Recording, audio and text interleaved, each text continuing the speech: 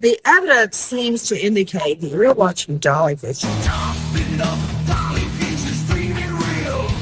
True crime scene blasted, feel so unreal. YouTube madness like share, subscribe. Jack's on fire, burning the world's fire. Where's the baby missing? Shadows crawl. People whisper footsteps down the hall. Fingerprints of the dead, cold as stone. He's got the scoop, best around town known. Dolly Vision headlines, King the Beat. Truth unravels, crackling through the heat. Lost soul shouting, echoes in the night. Rock the truth while live on air light. Chopping up Dolly pieces, dreaming real. True crime scene blasted, feel so unreal. YouTube madness like share, subscribe. Jack's on fire, burning the world's fire. Where's the baby missing? Shadows crawl. People whisper footsteps down the hall. Fingerprints of the dead, cold as stone. He's got the scoop, best around town known. Dolly Vision headlines, King the Beat. Truth unravels, crackling through the heat. Lost soul shouting, echoes in the night. Rock the truth while live on air light.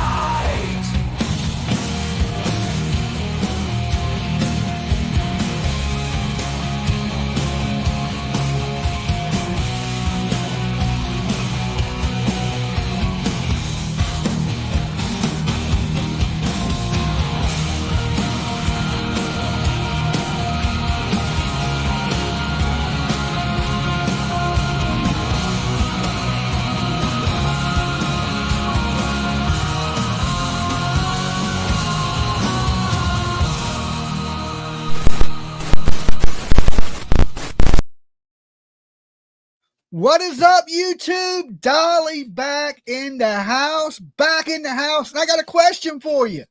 Where's the babies? Where's the babies? That is the $150,000 question that we're asking tonight. And those missing kids are Lily and Jack Sullivan. Going on 2 months that they have been missing. 8 weeks, right? Or is it 4 weeks? Wait. Yeah. Since May 2nd. May 2nd. I'm over here doing the math in my head. And you know, Dolly, I can't count past 3. Can't count past 3. But what I can count is how many likes we got on this video. I can count that, right? So I'm going to need you to leave your DNA all over the like button. Okay? I ain't going to ask you a million times tonight. All right? I'm telling you now. I'm telling you, I'll jump right through the damn screen on your ass like a spider monkey. Okay? You don't want that. Just go ahead and like the video for me so I don't sound like a broken record tonight saying hit the like button 1,000 times. I demand it. Okay? And also, if you brand new and you're watching out there for the very first time, we're about 500 people away from hitting 70,000. Okay? I can count to 70,000. Can't do that. All right? So make sure you sub up, ring the bell for notifications. And of course, feel free to share my ugly face on any social media platform that you choose, as long as it's not Pornhub. And if you do share it on Pornhub, put me in the ugly category. Okay, I don't know if they got one, but we can create it. Okay, we can create it. So Malaya apparently has spoken out. Okay, thank you, Maya. I'm feeling a little bit better. Still got battling this ear infection. That's why I only got one headphone on tonight, so this ear can get a little break, a little rest. But I am feeling a little tiny bit better. I have been running a tiny fever today and sweating. I think I'm sweating that infection out in my ear. I don't know. But I am feeling a little tiny bit better. So thank you. Thank you for your concern. And thank you for jumping on the Dolly train. So we've been hearing a lot lately, right? With this back and forth mudslinging between Daniel and Malaya. And Malaya hadn't been saying much. Well, allegedly, okay, I'm going to say allegedly because I don't know for a fact. There's no way for me to fact check it. The girls from Canada, a crime and shame, they had some text messages apparently that was from the grandmother. Okay. Remember the biological grandmother came out, did the interview. And that is Jack and Lily's biological father that don't want nothing to do with the kids. You know, to me, dude, you know, I hate to say it, he's a big old piece of shit. Okay. He's a big old piece of shit. This is the biological father, and he's not out there looking for his kids either. Okay. Huh? I can't even call this man a father, right? A father would be out there looking for his kids. Even if I ain't never seen my daughter went missing and somebody called me up and said, Dolly, your daughter's missing, I would go look for my damn daughter. So it just blows my mind. But anyway, that his mother has been in communication with Malaya. Okay. And apparently some of those messages leaked to the channel. It's a crying shame. And Michelle After Dark, for all you guys that know her, I was watching her video today because I didn't get a chance to watch A Crime and Shame. And I seen Michelle going over these messages that Malaya had sent. So I don't have a timestamp for the crying shame. So I'm just going to pull this up. And Michelle After Dark. I think she has two channels. I think one's Michelle's Walks and one's Michelle After Dark. But she basically just walks her dogs and talks about true crime. Okay. We're going to listen to her go over it. So that way I don't have to go track down the messages again. But basically Malaya is blaming Daniel, right? Not only blaming him, but says he's a thief, that he was trying to steal money from her. Okay. So the mudslinging is heating up. It's definitely heating up. And we're going to go over that a little bit tonight. Also, you know, no proof of life. We got all these people out here. Durwood, Daniel, saying these kids are alive. These kids are alive. These kids are alive. But nobody has showed us one drop of proof that these kids are alive or could be alive. Is this one of those things to take the attention off of them? Now listen, in these messages, somebody asked, hey, Daniel and your grandma's cousin has been online, you know, saying that you had somebody waiting to pick up these kids. And she never denies that Durwood is related to her. Okay, she never denies it. You would think if Durwood was just some weirdo up here on the internet, right, that she would deny knowing Durwood, right? And she said she can't even listen to it. And she asked people not to send her that stuff. If you have stuff, send it to the police. And she says, Daniel's not concerned about the kids. He's still trying to contact her, right? How the hell can this woman say this stuff, right? Like when I was reading her messages, I ain't gonna lie. Well, I didn't read it. I listened to Michelle read it. And I wanted to kick something, right? I wanted to kick something. How dare you, lady? How do you think that? Listen, I don't think Daniel's a saint, and he may have some play in this. He's still a suspect to me. But how dare this lady that hasn't done shit for her kids? Day one, she took off. You beat Katie Proudfoot. Okay, Katie Proudfoot hung out longer than that. You day one, you packed your shit and you left. Unbelievable. What mother in their right mind leaves their two damn kids? It's what the hell, right? What the hell? Now, let me say these my warnings before we get going, because we're going to get into it tonight. Okay, we're going to get into it tonight. Dolly Visions for entertainment purposes only. We talk news, rumors, gossip, speculation, theories, mixed with a little bit of comedy, and a whole lot of damn chaos. So don't take nothing here as fact. It's just my opinion, people. Completely satire. All right? The callers tonight, because we are going to open the phone lines. The callers' opinions are theirs and theirs alone, not to reflect on my ugly ass. Okay? Don't get me sued, people. Everyone, and I mean everyone, is innocent to proven guilty in a court of law. And that even includes you. And the biggest one. Okay? I don't know if you're religious.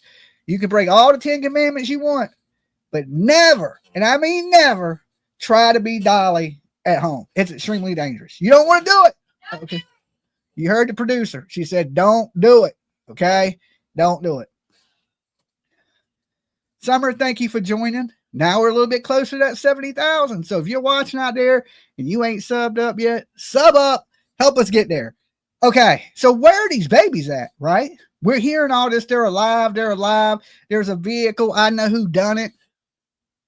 Right? If that's the case, don't you think the police would know who done it? And if you do know who done it, you know, like Durwood saying, you know, he needs to tell this to law enforcement, because right now he's scared. You know, Durwood said he's scared that they'll run with the kids or do something to the kids. Well, if you don't say nothing, what's the difference? Right? Because we don't know what condition, what's going on with the kids.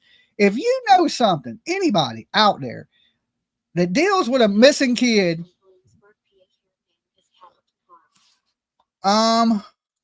okay, Queen Liv, you have to send me a little bit of information on it, and I'll go over it. And is it a newer case? Just let me know. And thank you for the super sticker.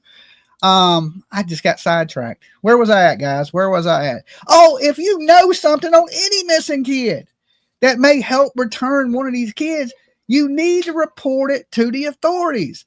And listen, let me tell you this. If I was so positive about something, okay, if I'm super positive, I know what happened, and there's $150,000 reward on the line for these babies, you can believe I'm going to collect my money, okay? I ain't leaving no money just laying up on the table. Oh, hell no, I'm getting my 150, right? So I don't know. Is this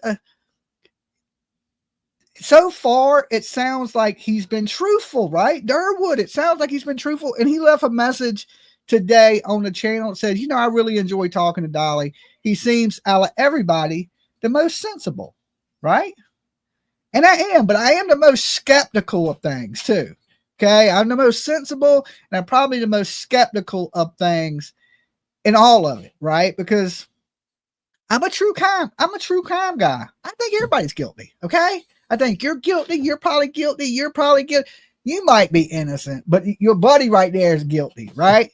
I'm just like that. It's just, you know, the years of true crime made me think everybody is a cold-blooded killer. I may be a killer. You may be a killer. So I don't trust nobody. I don't trust nobody. Okay. But he seems like a pretty good old guy, and that he's been truthful. And so far, from what we're hearing, it sounds like he's been truthful, that he is related to Malaya. And now the story he spun, I don't know. But you know what they say, the best lie is? A lie where there's a little bit of truth in it. So when you go to check the lie, you go, well, damn, it must be true, because he is kin to Malaya and he is kin to this person. But sometimes the best lies have a little bit of truth in them. Okay. Now, I ain't saying that he's purposely lying. I'm not saying that. Durwood's probably a good guy.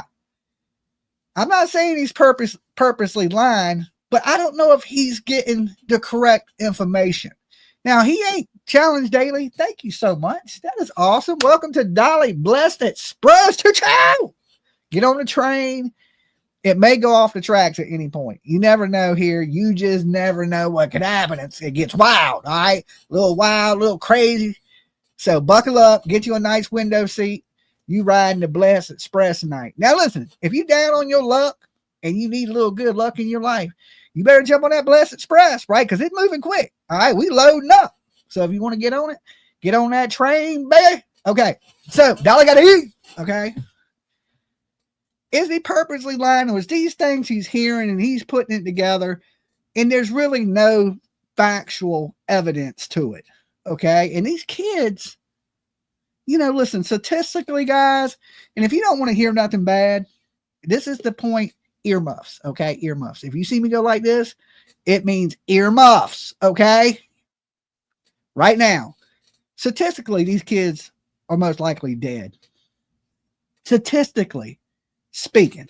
Okay. I hate to say it myself, because, you know, we believe in talking things into existence around here. So we don't like to mention stuff like that much. We like to stay, you know, hope. We like to keep hope alive. And what Durwood and Daniel's been doing, it's been keeping hope alive, but it's also been pointing the finger at Malaya. And now she's pointing the finger back, saying that Daniel's over concerned. Now, who said that? Me, right? I said the same thing. I was like, he seems super overly concerned, especially in the beginning, and he's acting weird. But listen, I had a buddy named Mike from Canada, and he was a weird ass dude, right? I thought he was an undercover cop for the longest time. I don't know why. But come to find out, he was just Canadian. And he was, once I got to know he was just Canadian, he was a really good guy, but he was a weird fucker. Okay, that's all I can say. Just true. So maybe Daniel's just like my buddy Canadian Mike. And Canadian Mike, if you're watching out there, hit me up somehow. Okay. So we lost contact. Me and Canadian Mike lost contact. He had my phone number and where I lived, and he used to come and visit me when he was in the States. And then I moved and changed my number, and I ain't heard from him since. So anybody know Canadian Mike out there? I'm sure it's just Mike if you're in Canada, but Canadian Mike to me, right? So anyway, get on the point of weird people. Is Daniel maybe just a little weird, a little eccentric? You know what I'm saying? Not that it may seem weird to us how he's acting, but really technically it's not that weird. So let me share this video, and I'm going to let Michelle After Dark go over these messages with you. Okay. And then we're going to discuss them. To Belinda's house because he was jealous. Thought Cody would be there. Thought Malia was going to see Cody. Malia okay, let me back Cody. this up a little bit. Falling out with Do not pay your Oh, car insurance God. bill. Repeat, No commercials. Okay. Here we go. And apparently the reason why she hasn't seen Jack and Lily for a year and 9 months is because Daniel didn't want Malia to go to Belinda's house because he was jealous. Okay. Did y'all catch that? So the reason the grandmother hasn't been able to go to Daniel's house is because she didn't have the address. And Daniel didn't want her going to Belinda's house because he was scared she was going to see her ex, and he was jealous. So they're making it out to be that Daniel is very controlling. Okay. Cody would be there. Thought Malia was going to see Cody. Malia left Cody. Why would he think that? And apparently, according to previous text messages, Malia wanted to give Belinda their address so that she could come and visit, and Daniel wouldn't allow that either. So was there control going on in the relationship? Doesn't have to be physically violent to be considered domestic abuse. Control is very much part of the program. So absolutely. I agree with Michelle After Dark there. Listen, sometimes mental abuse is worse than physical abuse. Listen, I'd rather PJ come in and slap me upside the head one time than be mean to me all day. Okay. Because that type of abuse just drags on and it's way worse. You know, and some people think, you know, I sometimes think mental abuse is worse than physical abuse. Sometimes, not all the time. If somebody's punching you in the face, it ain't much worse than that, right? But any woman, if you see any signs of this type of stuff, you know, especially early on, jealousy, controlling, it only gets worse. It don't get better for people. That usually people that are controlling and jealous are the people that are out cheating and lying and doing these things. If you don't build a foundation on trust, you really don't have nothing. If you got to be scared that your girl is going to cheat on you the whole time, why would you even be with her? That makes zero sense to me. So ladies, if you see any of this, I know we ain't got many fellows in the room. A lot of women watch me, and a lot of y'all are older, so y'all already know this, right? If you see signs of this, get the hell out that relationship quick as you can, because it's not going to work, right? It may start off with a little bit of controlling, then it's become a little bit of mental torture, and then physical abuse. It escalates, right? Like every couple starts off happy. Oh, we're in love, blah, blah, blah. Next thing you know, little insults start coming. I don't want you to go here. I don't want you to hang out with this person. People start to try to control you. And you don't even realize you're being controlled because they do it in little spurts, right? A little control here, a little control here, a little control here, until they have full damn control of you, right? Now, listen, it works two ways. Women do it too. Women are just as bad as men in being really controlling and like, you know, the not trust thing. We got to trust each other. You got to give everybody their room to breathe, you know? And if you don't trust somebody, how can you love somebody? So did Malia have a legitimate reason why she wanted to leave Daniel? Okay, so these are Thursday into Friday. Given the content of the information, I'm assuming this is Thursday, Friday just gone. So like 4 days ago. So the blue is Belinda, the grey is Malia. Do you believe in your heart that Daniel could have hurt them? I don't know, but he's been acting suspicious and he's too worried about what people think about him and not focus on my kids at all. Well, he has been, apparently. Okay, I got to stop it right there. He's too worried about what people think about him and not focused on her kids at all. Woman, where the hell are you at? Okay, where is she? Why should anybody focus on your kid, Malia, if you're not? Okay, you're the mother. You brought these kids into the world. It sounds like the biological father don't care. The damn mother don't care. I mean, the only people that care are the fucking internet, right? And the grandma. Apparently your mother don't care. She ain't out there doing nothing. This woman makes me sick. Okay, I hate to say it. It makes me damn nauseous. How dare you? How dare? Just like, damn woman. Like, you know, listen, I don't condone putting my hands on somebody, but she needs a good shaking. A good shaking. Like, what's wrong with you? Right? What's wrong with you? Is something going? You got some marbles bouncing around in your head. You got some damn screws loose. Like, holy cow. All right? Like, what the hell is going on in this? What is this lady squirrels thinking while they're running? Like, oh my God. Focused on Jack and Lily. He's been saying he's the only one doing the media.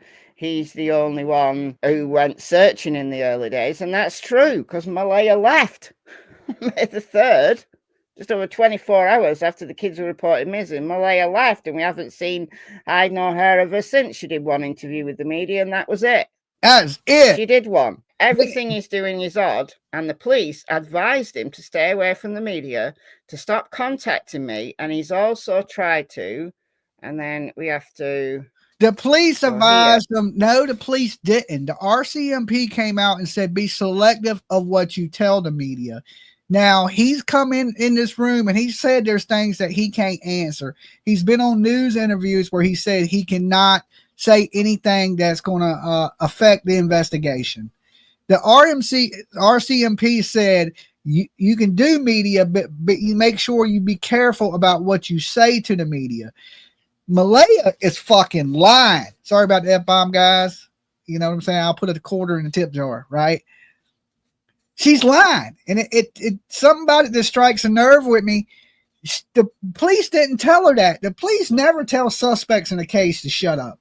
They want you to talk, right? But they don't want you to tell everybody every clue that they got in the investigation because they think in the beginning that the parents are innocent, so they report back to the parents and they give you little clues of what they found to let you know how the case is going, and they don't want you to run out and tell those things. They're never saying that you can't go on the news and beg for the safe return of your kid or tell people to look out for your kid. She is so lying. She is so lying and don't care. And just don't. This is a mother who does not give a damn. And I know people may give me a hard time for saying it, but it's just the facts. It's just the facts. There ain't a mother on this planet other than Katie Proudfoot. And let me say this.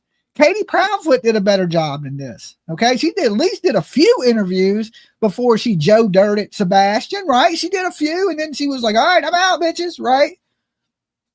This woman, day one.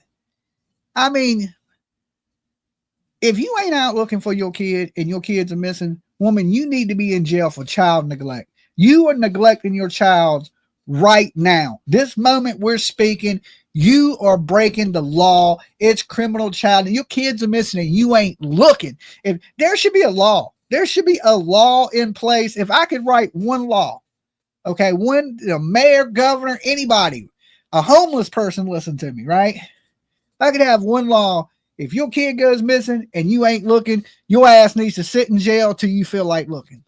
Anybody agree with that law? We'll call it the damn Dolly law. Your ass goes to jail. You don't go looking for your kid. That just shows me you don't care. All right, you don't care enough to get off your ass and go look. You know, if my chihuahua was missing right now, I'd have signs up. I'd be trying to talk to the local news, right? And that's my chihuahua. I cannot believe this. I cannot believe this. He also tried to steal money from my account through Temu because my card was attached to his account. So everything is not right. My main focus right now is to protect Meadow and find my kids. Okay, protect Meadow. Now we're hearing from Daniel and Durwood that Meadow has been taken. Now I don't know when the date was of these messages that were sent over to It's a Crime Shame. We're watching it on Michelle After Dark's channel, but it was put out on A Crime and Shame. I don't know exactly when these messages were, okay? So I can't say, but from what we understand right now, that Meadow has been taken from her because, you know, there was that little thing where she took off and she broke the CPS order. According to Daniel, he came in here, and the way I verified that was Daniel was you can go over to the 3 dots by your name in the chat room and you click on them and it'll say go to your channel, and I can go to your channel. So when I did that, it took me to the channel where Daniel was doing the Pokemon reviews from 5 years ago. That's how I knew it was him. Okay. So, and he said that, you know, she had ran with with Meadow, and that broke the CPS order. And then we got Durwood, which is connected to Daniel and Malaya, saying that the kid has been taken. Okay. So right now, there's no way for me to confirm it unless Daniel or Durwood is here with us tonight. And then that's still only one side, right? Because listen, we know there's 3 sides to a story, right? There's their side, and in the middle somewhere is the truth, right? Somewhere in the middle is the truth of all of it. So there's basically 3 sides to a story. And this woman just blows my mind with her, you know, pitch the blame on him, but don't do anything to bring your kid home. Now, it has been said that Meadow has been taken into CPS care and that Daniel's cousin Logan is trying to get temporary custody of her. I don't know whether that's true. Apparently, Malia ran away and CPS took Meadow. I don't know whether any of that's true. But she said here, main focus is to protect Meadow. Was that before Meadow was taken? We don't know. Daniel has been saying to YouTubers that he believes you had the kids taken that morning and he woke when you came back to bed. So we have to skip over here. Your grandmother's cousin has been thinking the same thing too. He's been on social media. Who are you protecting Meadow from? OMF, I assume that's G. I can't even listen to that. I've heard all this. So she's not said that Durwood Stroke Darren isn't her grandma's cousin, so she does seem to know, and then protecting Meadow from CPS. And we go back to here. Let him say whatever he wants, I assume. Yeah. I can't say anything to anyone anymore. Your lawyer can speak on your behalf, yes. Why don't the lawyer give a statement? Okay, now we ain't heard nothing from this lawyer. All we know is this lawyer is the chief's brother. And guys, if you want to check out Michelle After Dark, go check her out. But she took this information from It's a Crying Shame. I want to make sure I get the people that supplied the information for us right. Okay. But it's her basically saying, hey, she's suspicious of him. He's not acting right. He tried to steal money off the Temu. Okay. He was trying to order some cheap shit from Japan, from China, right? I don't know. Every now and then you can get a good deal on Temu, right? I ordered some string lights that I bought 100-foot set of them and it cost me $40. I got 2 100-foot sets off of Temu for $20. So 2 of them for half the price on Temu. So sometimes you can actually get a deal. He probably was trying to buy him a tap out shirt. I doubt it. We're going to make sure though, we're going to send Daniel some Dolly merch. Okay, since he did come into the channel, we're going to make sure we hook him up with something cool, you know, some Dolly gear. And you can check it out too at our merch store, right? Get it while it's hot, right? Get it while it's hot. So why is this woman not looking for a kid? Why are these people blaming each other?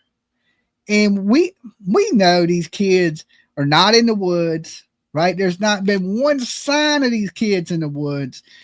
The police early on said there's no signs of abduction.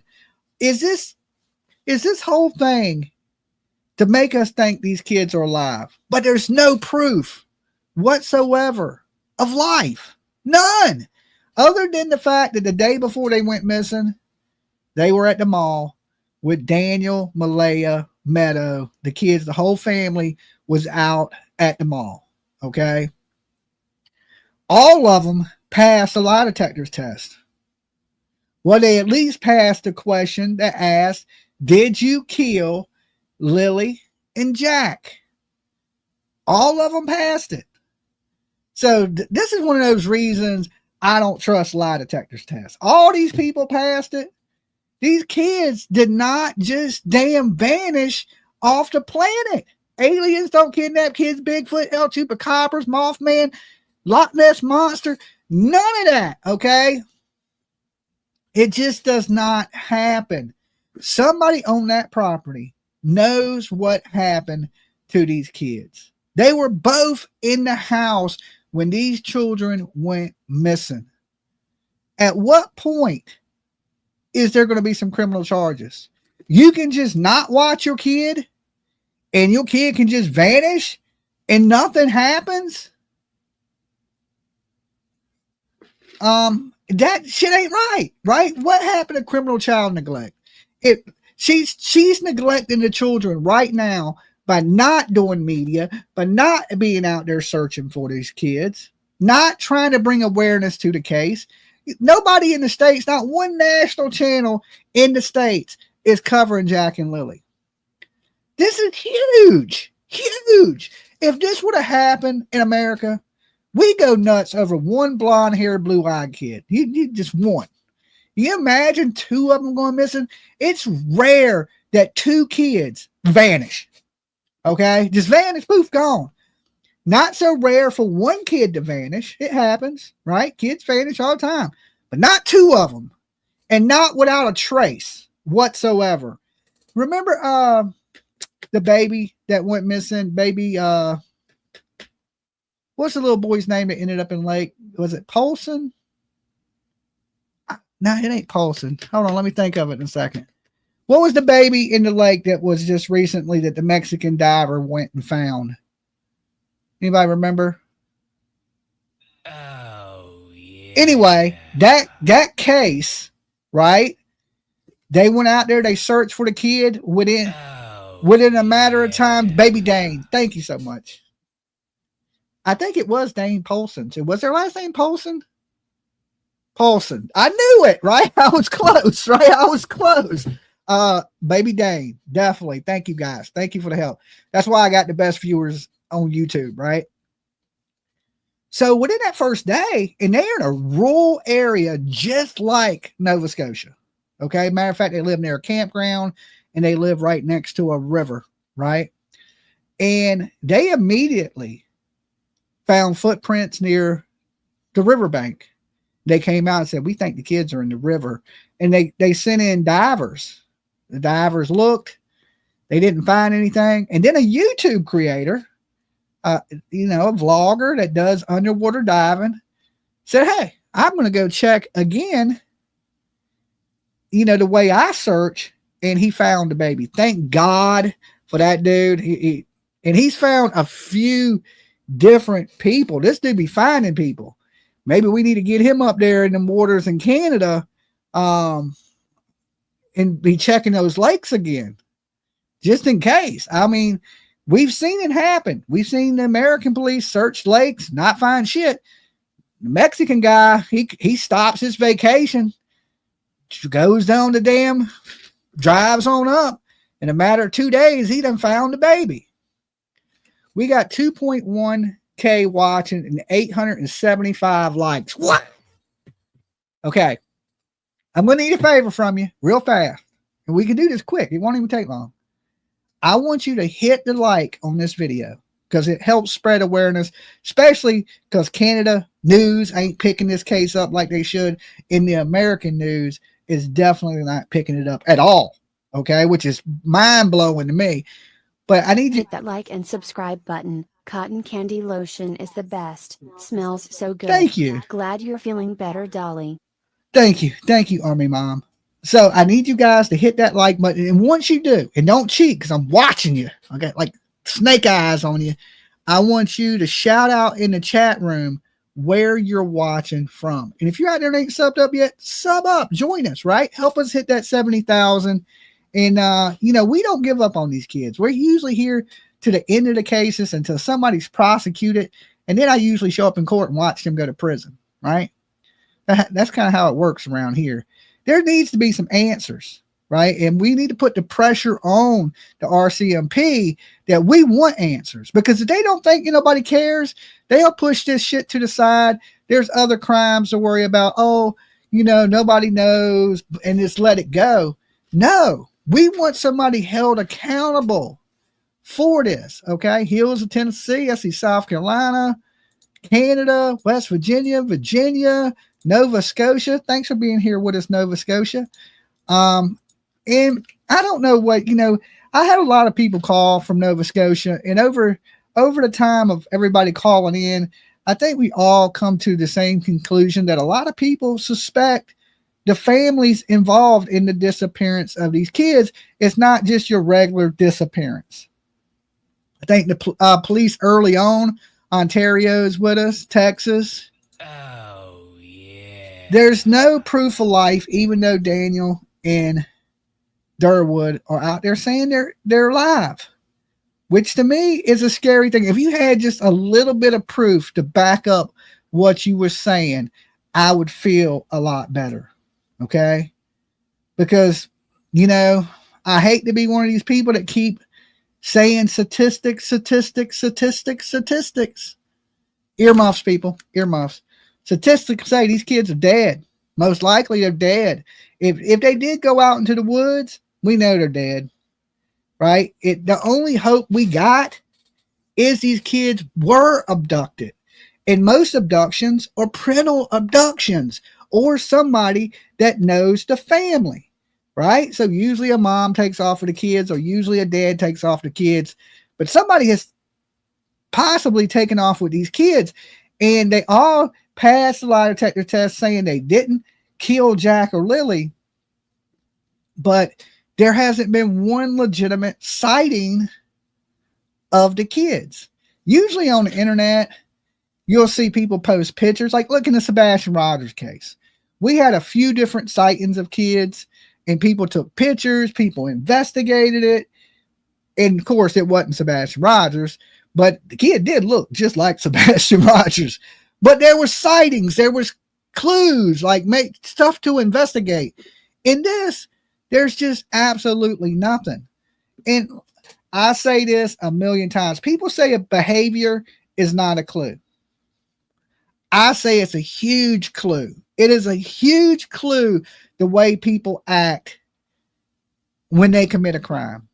If your significant other has just died mysteriously, and then the next day you're selling their car, their clothes, their bed, you're throwing shit, their stuff away. Something is going on, right? Like, who was that? Scott Peterson. Remember Scott Peterson? Murdered his wife, and then the next day he's done sold her car. He's done threw her shit out, and it's just weird. Both their behaviors to me is bizarre. And I'm just going to give you my opinion on what I think, and I'll open the phone lines and you guys can tell me what you think in this case. Is I think Daniel knows Malaya did something. Right? Malaya, to me, is my number one suspect in this. Now, Daniel knows. Daniel is in love with Malaya. He's a broken-hearted man.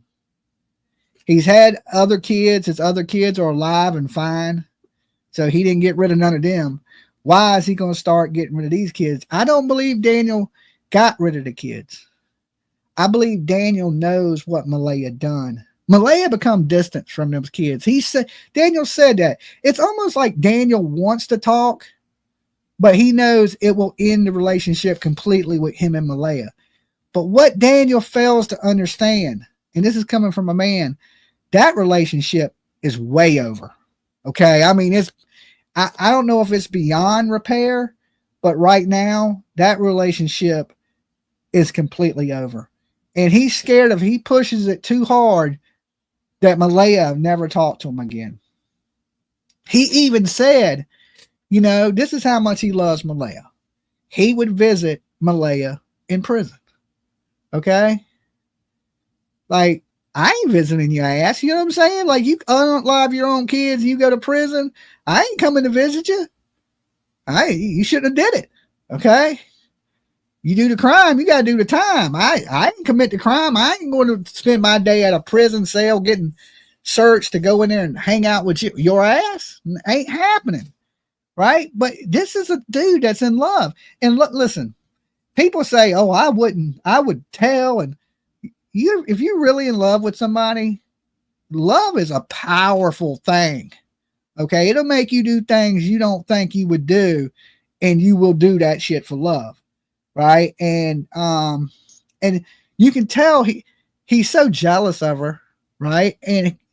And a lot of his talking ain't to give us information on the kids. It's because he knows Malaya is listening. Okay. I know she's listening. Right. I knew Daniel was listening. Remember, I said I talked to Daniel before he even came in here, directly talked to him, because I know every family watches my channels, every missing kid case I've ever covered, except for Maddie Soto. And I guarantee you, Jen watched. She just didn't say nothing. Come into this room, right? Not invited. They find their way here. Magically, damn algorithm works, right? It leads them right to Dolly. And they've been here every time.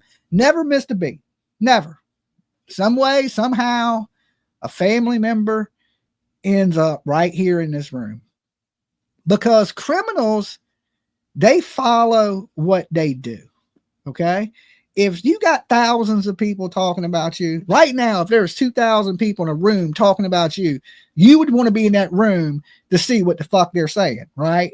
I would, right? So I know they're going to be here, just like I know Malaya's watching the video, Daniel's watching the video, their families are watching the video, and the RCMP are watching the videos. I learned a lot about that in Georgia. The cops were like, we watch your videos. You know, I was like, okay, that's good to know. Y'all know what I'm doing before I know, right? The police be watching. They have a cyber crimes unit, okay, here, especially in the States, that these detectives are, what they do is the internet. They get on the internet, they listen for clues, they go in the chat rooms, they talk to people, and they just act like a normal viewer. And they watch and they listen and they look for inconsistent statements, because a lot of times we see that. Like, Daniel has been one way to mainstream media. If it's a news outlet, when he gets in these chat rooms, in these YouTube channels, he's a little bit different. He's more pointing the finger at Malaya. But in general, when you see him on the news, he never blames Malaya, But behind the scenes, his ass like she done it. Okay. Why not tell the world that? Right? He's sending messages, right? He knows if he comes on these channels that Malaya's going to hear it. So I can tell you now, everything he said while he was here in this chat room, Malaya's heard. You see that, right? She says, oh, I can't even watch that stuff. She's lying. She watches every bit of it, every tiny bit of it, right? Even like the Proudfoots, Chris and Katie, they watched everything, okay? And even, Don and Candace Wells, when I sat and met with them, I've done 1,000 videos. They knew every single word that I ever said about them. When I was sitting in their house, they're like, oh, you remember you said this? And I was like, yeah. And at that point, you got to stand on what you said, right? You got to stand on what you said because they watched it, right? They watched it. These people are watching everything on the internet. They're just like us, right? People are consumed with YouTube. So when you're sitting around in the car, or you're strolling on your phone, you're on YouTube, right? You're on YouTube or TikTok or Instagram or whatever the hell other kids be on these days. But the majority of older people, we're watching YouTube, right? We ain't quite into the TikTok phase. Not me anyway. It's too young people-ish for me. Bunch of fucking weirdos. But YouTube is an older crowd. It used to be a young crowd here on YouTube, but I think it's old people have took over YouTube, and the young people have kind of shifted their asses to TikTok, right? It is what it is. But the more of that is these families are watching everything that goes down. Malaya's hearing everything that's being said, and she still is not out there looking for her child. She still has not been begging and pleading. If somebody abducted these kids, why is this woman not out here screaming to the rooftops, please let my kid go. Please drop him off somewhere. We love Jack and Lily. We want Jack and Lily home. That don't say anything about the investigation. That just says you love your child. You miss your child. Please, please release my child. Nothing. Why ain't you out there asking for people to help you search for your babies? Okay? Anything goes missing of mine, I'm going to be asking for help to find it. If I can't find it, I'm asking for help. Hey, man, you think you can help me look for my dog that got out the yard and she's running around somewhere? Most Leslie, my kid, this lady she's going to win Worst Mother of the Year 2025, right? Katie got 2024. This lady is hands down, way worse than anything we've seen dealing with the Proudfoots. Okay, even after a year, Katie did come out and talk. She started doing interviews and stuff like that. Now it's quieted down. But we ain't forgot about you, Katie K. Okay, we still got eyes on you. We still don't think we forgot just because we talking about something else right this second. We ain't forgot about your ass. All right, but this mother here, even worse. Every red flag we seen in the Chris and Katie case, we seen twice that in this case.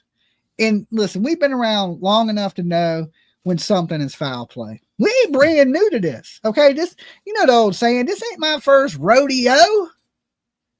We've seen this story 1,000,000 times. What we want now is something done. All right, what is it? Just let them get away with it?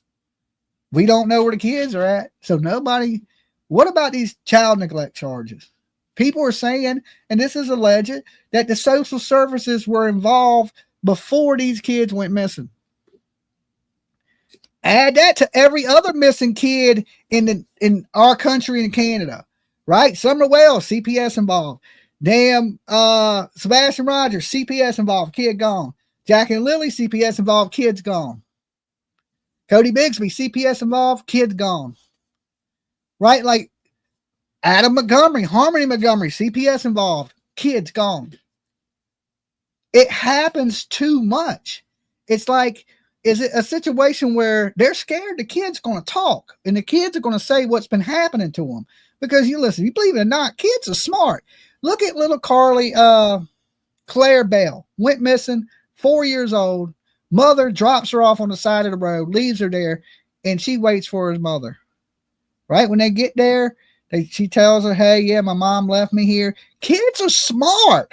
Even at 4 years old, they can tell you what the hell is going on or what's at least happening to them to a certain level.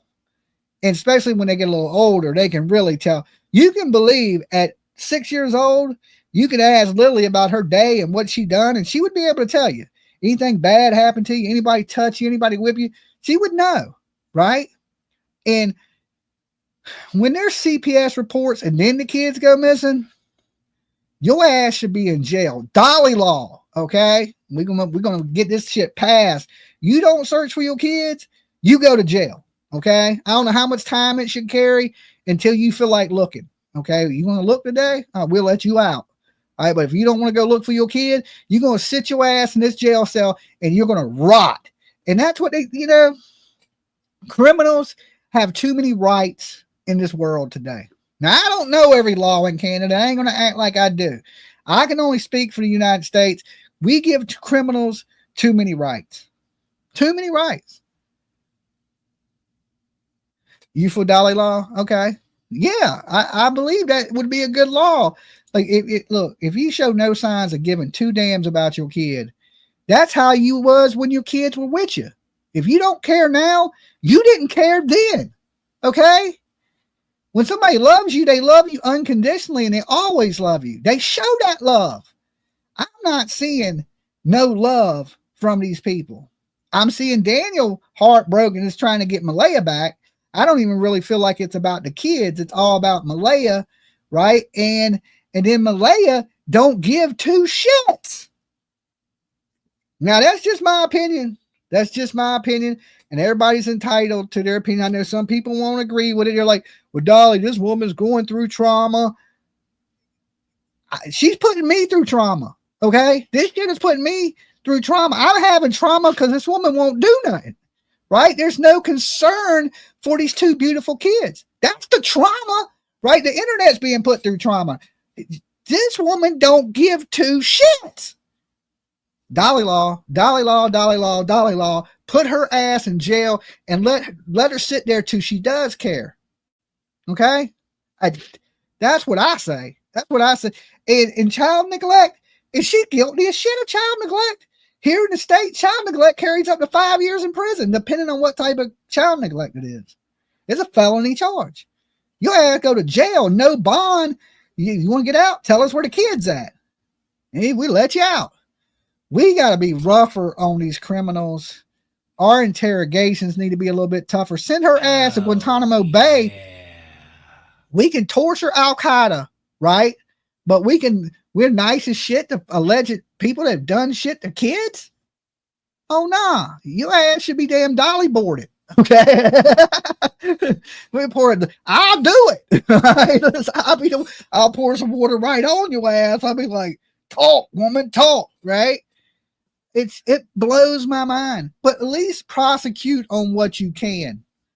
Right? I can understand in the beginning they didn't want to do nothing to her because, they were scared she was going to lawyer up. Right? She's going to lawyer up. Let's don't accuse her or anything because she lawyers up. Then she's not going to talk. But she's already lawyered up.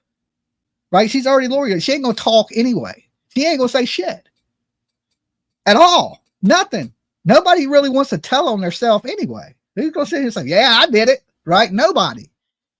So she ain't going to talk. So why not go ahead and get her what you can get her with? Prosecute her already for the child neglect charges. Because they're there. She wasn't watching her kids. Her kids are gone while she's in possession of them. That is what child neglect is. Not overseeing your children. Simple as that. You're not supposed to take your eyes off your kid. And she did. And give her some time to figure that out, sitting in a box instead of out here living her best life. Is she like a Casey Anthony? Is she like a Leilani Simon? What do we do? What as a civilization can we do to fix these people hurting their own children? Because I think if we took a vote, let's take a vote. We got 2,200 people in the room right now. I want to ask you guys, I want you to like the video first. And if you believe that this mother has something to do with the disappearance of her children, like the video and press 1 in the chat room. If you believe she's innocent, you can be honest. I won't hate on you. Your opinion matters too. I want you to press 2. Okay. If you think this mama's innocent and she's just getting a bad rap, I believe both of them, or 3, they both are in on it, right? Yep, Leilani for sure. But with 2 kids, right? 2 kids. All right. Thank you for joining. 1, all 1 so far. There's a 3. They're both in on it. Or 2. She's innocent. I wanted to see if anybody in here. And there's 2,200 people in the room, right?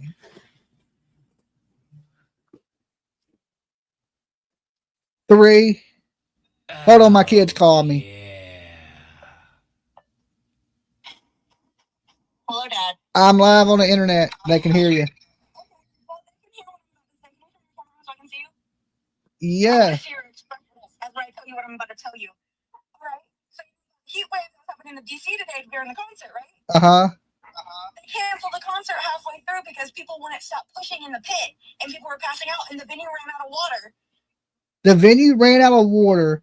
They canceled. They canceled the show halfway. They forced us all to leave at the same time. They had all 6 exits closed. There's 7 exits at the Nationals Park. They had 6 closed. Forced us all to go out 1 exit. People were fainting because it was so hot. When they made everybody leave at one time, they wouldn't let us stay to let it clear out. They're like, "You have to go. You have to go." So now we're sad. I spent $100 on parking. $100 on parking.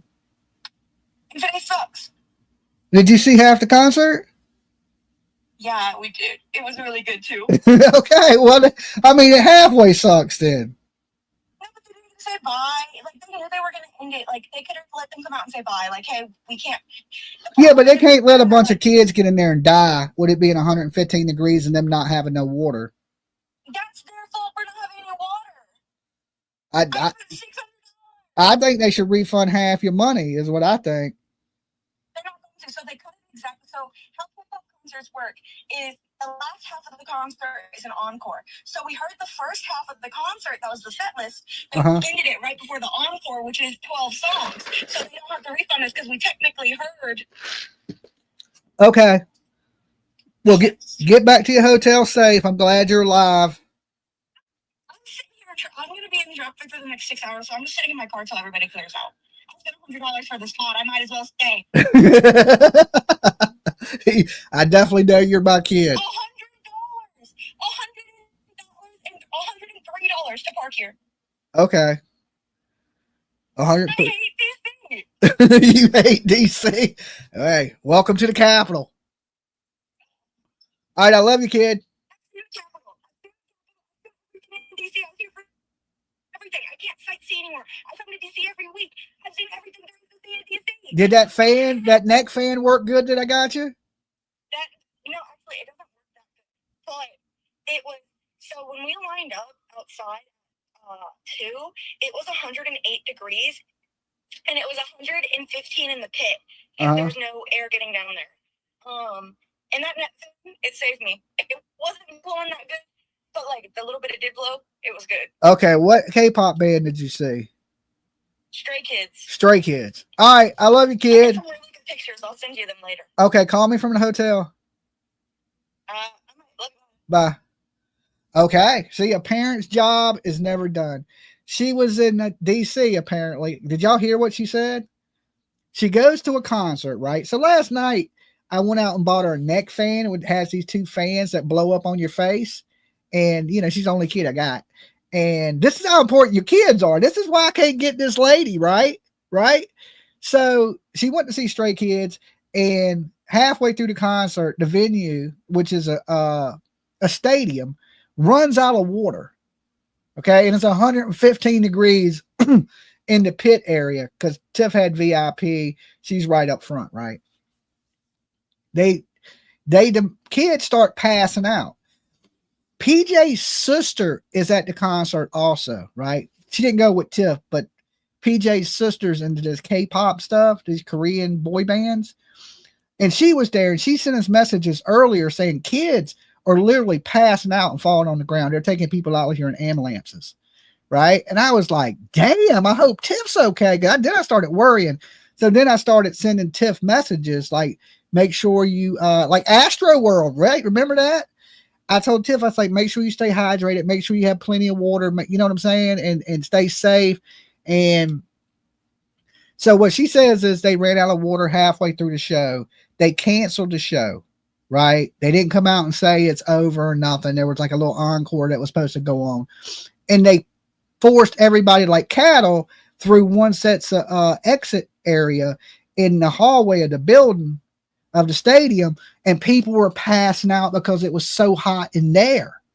Okay, so, and then parking, she said, was $100 just to park the car. That's what she said. I'm going to stay. I ought to stay because I paid $103 to park. So, you know, you only got like I said, if something was happening to my kid, I'd be on my way to DC. You know what I'm saying? I'd be on my way to DC, and like not to get too sidetracked, but as a parent, you should be concerned, right? Like I was concerned. I knew it was going to be hot today. That's why I went out and bought Tiff a neck fan yesterday, right? And it wasn't much, but it's something to keep you a little cool. I offered her a hat that had fans in it, like that blows down on you, like a straw hat that has fans in it. And she didn't want to look too goofy, I guess. Whatever works, right? I don't care if it damn sprays water on me, hits me with a fan, a windshield wiper, whatever works, right? So I went out last night and I bought her these fans that you put on your, they're big. You put them on your neck and they point up at your face and they blow air on you. Because I knew it was going to be hot. There's a heat advisory. And me, I stayed in all day, right? That's a concerned parent. Where is this woman's concern? And I'm a father, okay? Where is this woman? You would think a woman would be more concerned about her child than any man, okay? Than any man. But that ain't the case. That ain't the case in the story we are talking about. Right? That ain't the case. There's something, this woman is not connected to her kids. The word Tiff is my buddy, right? This is my baby girl, right? So whatever, she's like part of me. Like when she has a good time, it's almost, I live vicariously through her, okay? I want her to have a better time than I had when I was a kid. And just like Tiff right here, young lady, I was exactly the same when I was young. But the difference was it'd have been Metallica or Slayer or Megadeth or Testament or, you know, some heavy, crazy metal bands. But I used to go to, you know, Limp Bizkit or something. It would have been something crazy. So she gets a lot of that from me, that concert going and, you know, and yes, I want her to live her best life, and you got to be safe. And I don't understand how a parent can't be concerned about their kid. Justice for Lily and Jack. Now let's open the phone lines because I want to hear what you people got to say about this. She's blaming Daniel, but hasn't done shit. She's worried about her Timu when she should be worried about her kids. Lady, I don't even want to say nothing bad. She can take that Timu and turn it sideways and stick it right up her butt, right? She should be out there begging for the safe return of her kids. She should be doing something to help find her children, and she's not doing nothing. She's watching all this stuff, sitting back, living her best life. It is horrible. It is absolutely horrible. Okay, now I'm going to open the phone lines up. Let me sign in. Okay, studio, let me put the call-in number on the screen. Oh, it's either Doug or Rose. Dolly. No way. Did I beat Doug and Mab? Yes. Woo-hoo! You beat Doug, Mab, and Rose. Who's this? Oh, it's Shauna from Tennessee. How you doing, Dolly? Hey, I haven't been around in a while. Oh, okay. Hey, Shauna, what's going on? Hey, well, I'm glad Tiff is okay because I never heard. I'm not into like rap and all that. It ain't rap. I never heard Korean music. Well, no, not the place Tiff was at. The Travis Scott thing. Oh, what did you just call it? Astro World. Yes. Yeah, kids I started never jumping the barricades and sneaking in, Yes. and then they started trampling each other, and like a bunch of people died. I just saw another YouTuber who covers like conspiracy stuff and paranormal stuff cover that today. Mm-hmm. And They that's believe it was like crazy. a satanic ritual that was taking place, and all the kids ended up dying. Yes. Yeah. Did you see what I'm talking about? I don't want to mention other channels. No. But I a- know about the story, and they were. I never knew about that. Yeah. Listen, I've been to a lot of concerts in my day, and I've been to some crazy, Me like too. Lollapalooza. I'm talking Yep, 100,000 people. I mean, Yep. yep. I've seen some Like crazy you said, stuff. Metallica, Slayer, all of them. We're the same age, so we're in the same, like I never went to the K-Peeps or Rage whatever you Against call them. Or the, I've seen Rage. yes, that's Soundgarden, stuff. Yes, it gets crazy, but you see people pass out here and there. But what I saw today on this documentary was so scary and ridiculous. And there's a lot of people. Well, anyway, I digress. I'm just glad. Hey, Tiff, if you're listening, honey, I'm glad you're okay. Screw the money. yeah, I'm glad you're okay. The money ain't that big of a deal. It ain't. But I just want to say real quick, hello to you and all the turtles. I've missed y'all. I haven't called in a bit, but Dolly, I'm so with you. All this is getting stupid. With these babies I missing. think we're at the point that she needs to be in jail. I agree. And I agree with the Dolly movement. I would sign that petition because we've got another local boy, Sebastian, who is still where? Where is he? Come on. Listen. Yeah. The BS. You put them, like you said, and I was in the military. Well, never mind. Put them in a cell, waterboard them, dolly board them, do whatever. But we need answers, and I just don't. I'm so disappointed in our justice system anymore, and I keep getting more disappointed. But especially when it comes to crap like this, missing children. This is just bull crap. I mean, come on. What are we doing here? Let's get it together. Let's find these babies, all of them. And a lot of the cases you've covered, they've been found. But why is it just these few? I think it's when they're in rural areas, like, the mountains or in the backwoods. Yeah, but Hendersonville isn't that much of a rural area. I mean, I don't know about, well, I mean, I do have Canadian family. My husband's dad is Canadian. But I'm not very familiar with their province. I am with where my husband's dad's side of the family comes from, which is like Ontario and Quebec and Vancouver, which is more populated. But I did grow up in Wisconsin, which is very rural.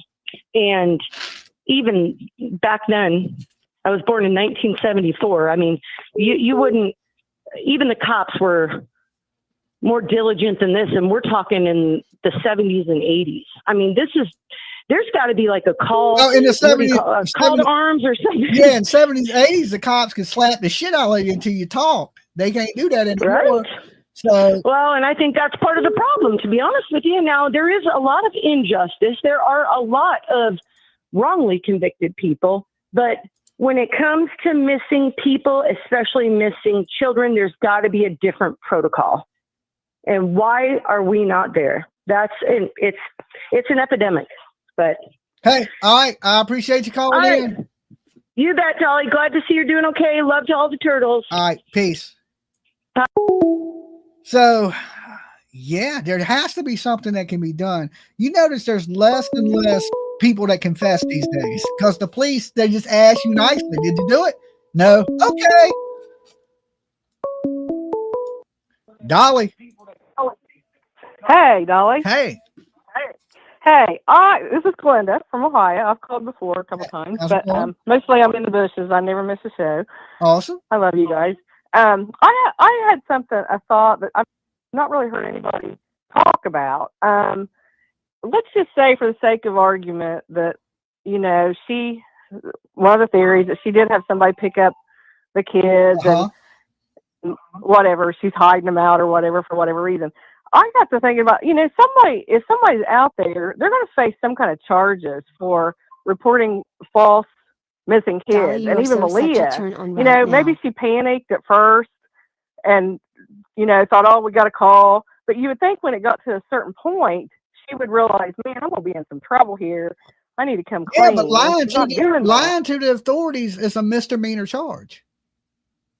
Right. I was looking up what the charges would be, and I found some stuff for the United States. That was my question. I wonder what would happen in Canada if they found out. I know the laws are super similar, but not exact.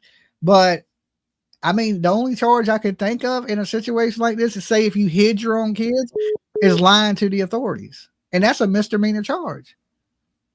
Right. So it ain't. What about for it to be the same thing for if she had, like, one theory I heard, she had some friends that had maybe, had the kids or whatever, taking them to, it'd be the same thing for them, right? It would just be a misdemeanor. No, because them people never lied to the authorities, right? Because did you freeze? No, I'm good. Okay, my screen is froze. But them people didn't lie. They can say, hey, I didn't know these kids were wanted because I didn't see it on TV or nothing. Okay. But the mother lied, saying I just thought they vanished, and she knows that's lying to authorities. Right. And, I can maybe see, like I said, I could see maybe panicking at first and thinking this is what I got to do. But you'd think it'd get to a point where she'd be like, okay, the situation's just getting worse. Well, that's kind of what Durwood said, that it spun out of control and she didn't think it was going to turn. And before she knew it, it's done turned into the kids have been, gone, and she was just trying to leave Daniel. But that's a lot just to leave a man. Usually a woman would just pack her shit and leave. Right. Right. Well, I'll let somebody else call. I just had that thought and was just curious as what the charges would be. So okay. Have a good evening. You be good. Okay. Peace. Okay, bye. Now, if you guys can think of something other charge that would be other than lying to the authorities, giving false statements, that would be the charge. It ain't the first person to pull a hoax. There's been people in the States that hoax disappearances. Dolly. Dolly, it was Mia. Where's the babies? Where's the babies? Can I say something to Malaya and to Daniel? You can say whatever you like. It's your time. You got 5 minutes.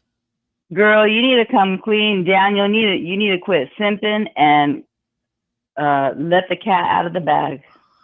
Because what you guys are doing is not right.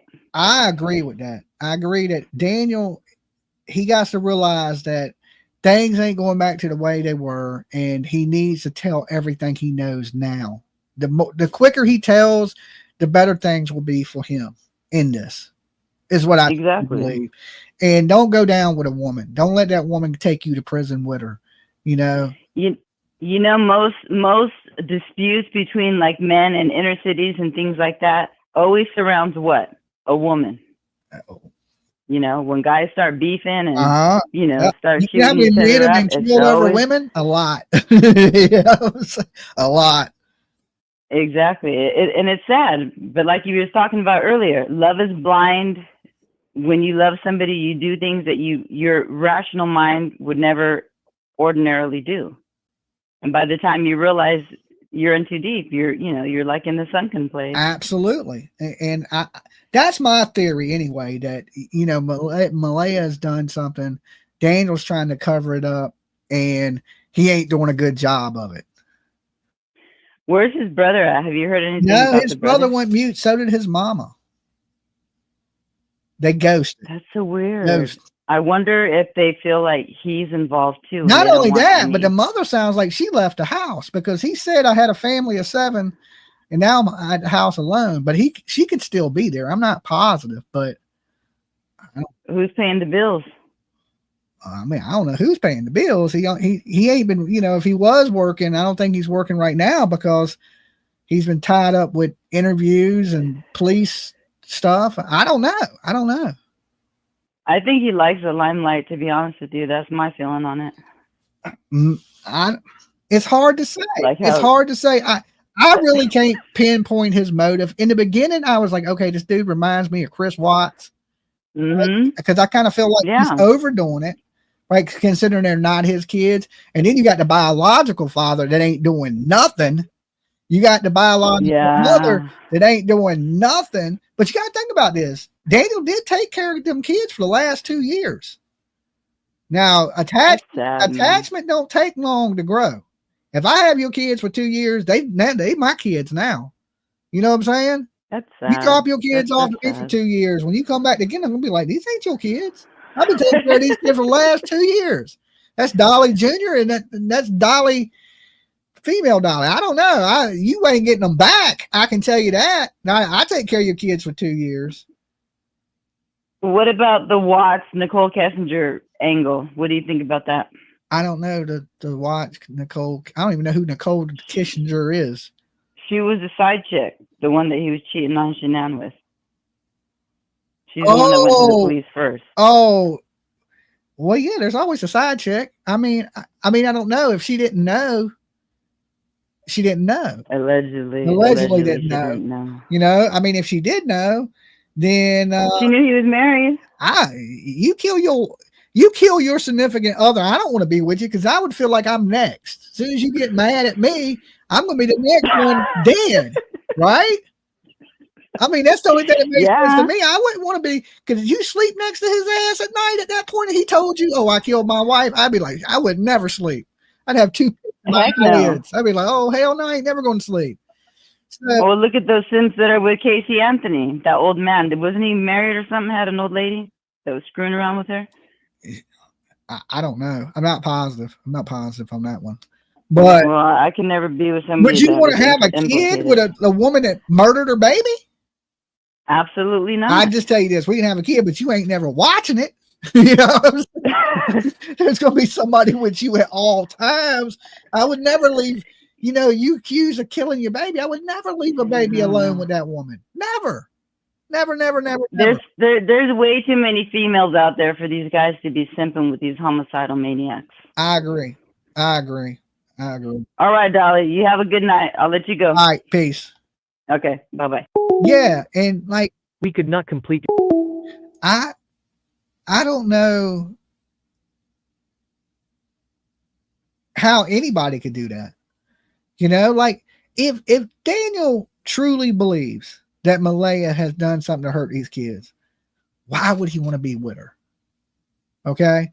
Why would you want to be with anybody that you can't go to sleep around?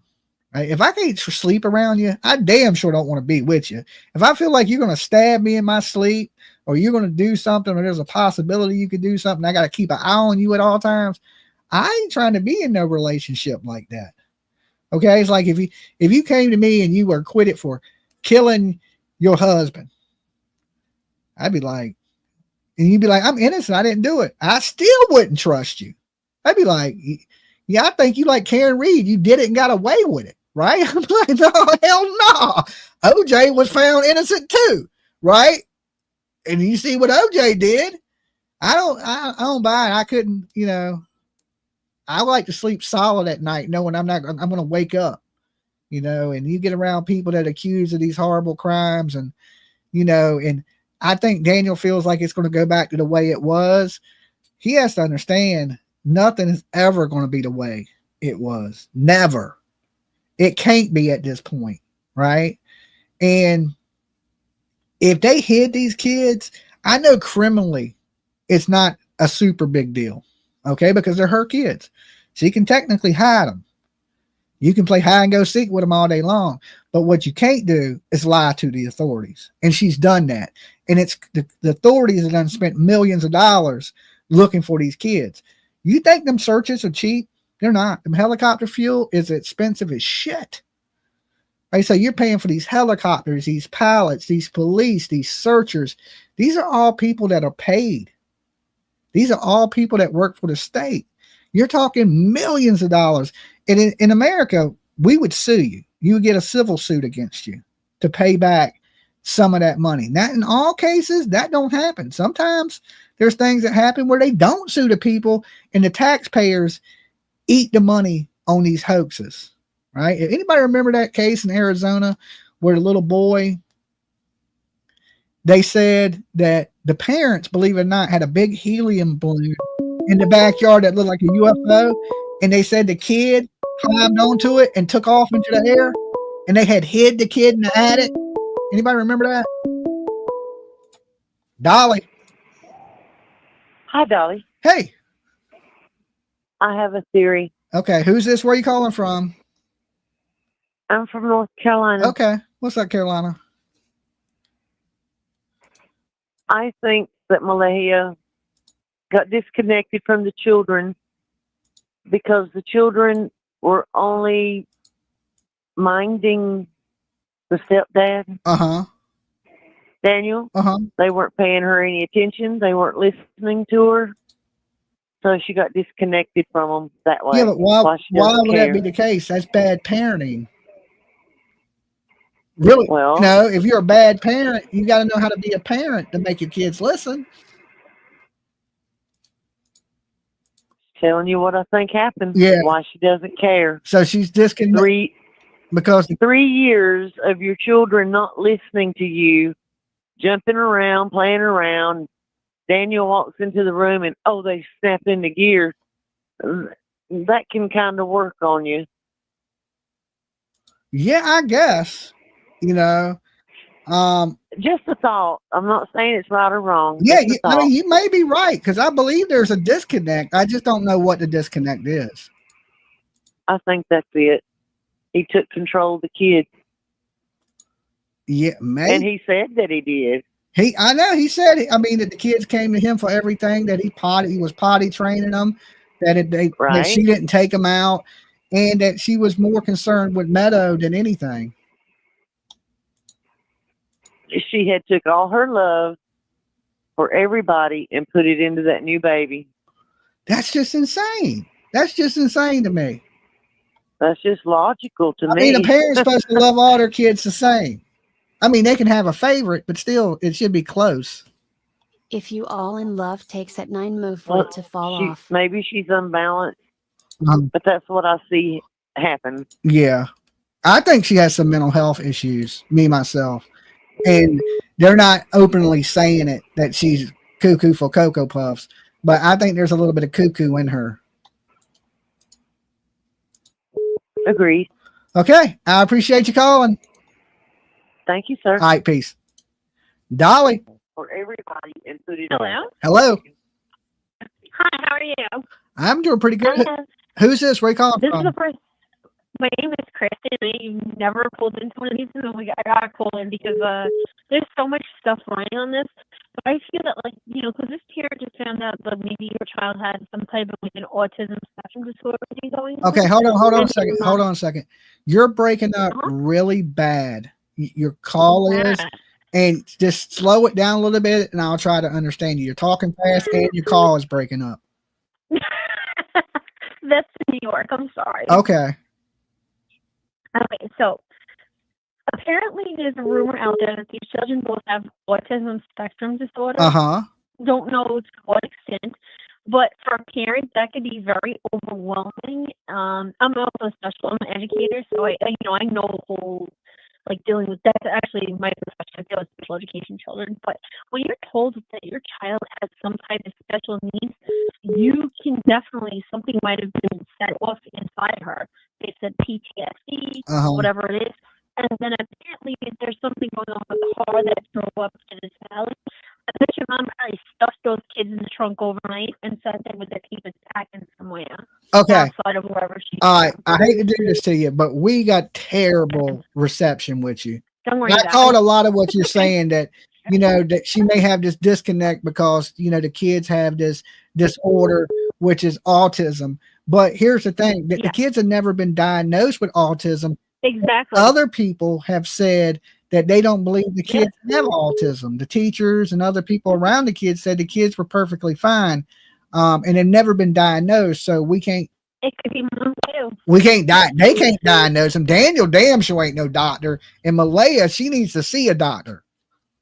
They both need to see a doctor. They both need to go into a padded cell together and just let them yell at each other and get the information from that where they are. Okay, look, if you can get to a better phone with better reception, you're more than welcome to call me back. But I appreciate talking to you.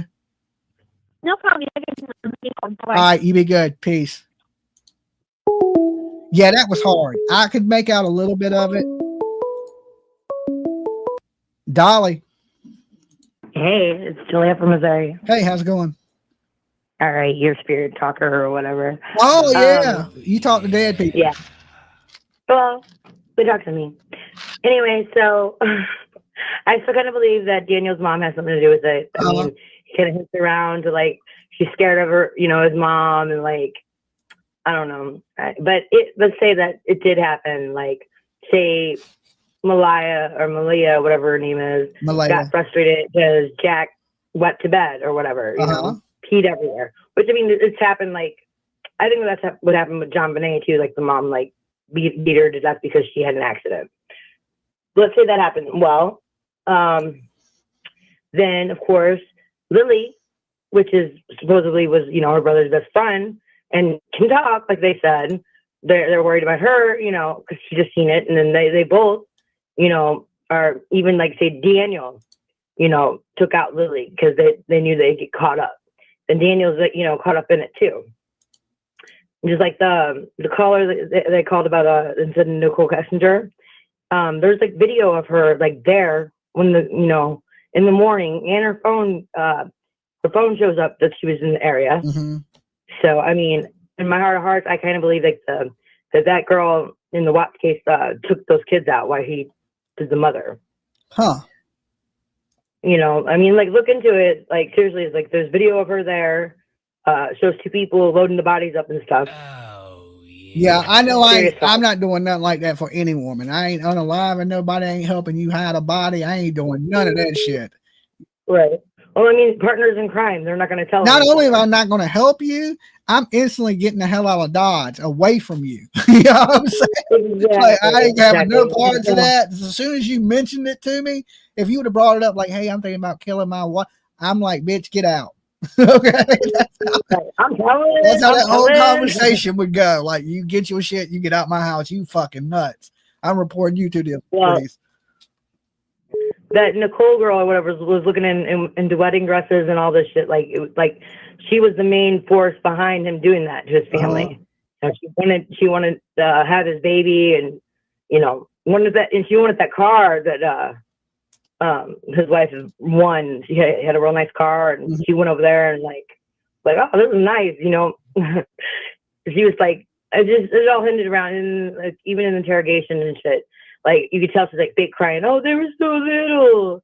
I so know that like that chick had something to do with it, and I totally believe because he, you know, he loved his kids or whatever. He couldn't do it anyway. Yeah. But we're talking about Jack and Lily. I think, like I said, I think his mom has something to do with it. If she didn't, she at least knows that her son, you know, is part of it. Daniel's too. I think if he was innocent, then he wouldn't still be going along with the story. Either he's covering for his mom, which I strongly believe, or he's a part of it with, you know, Malia. Yeah.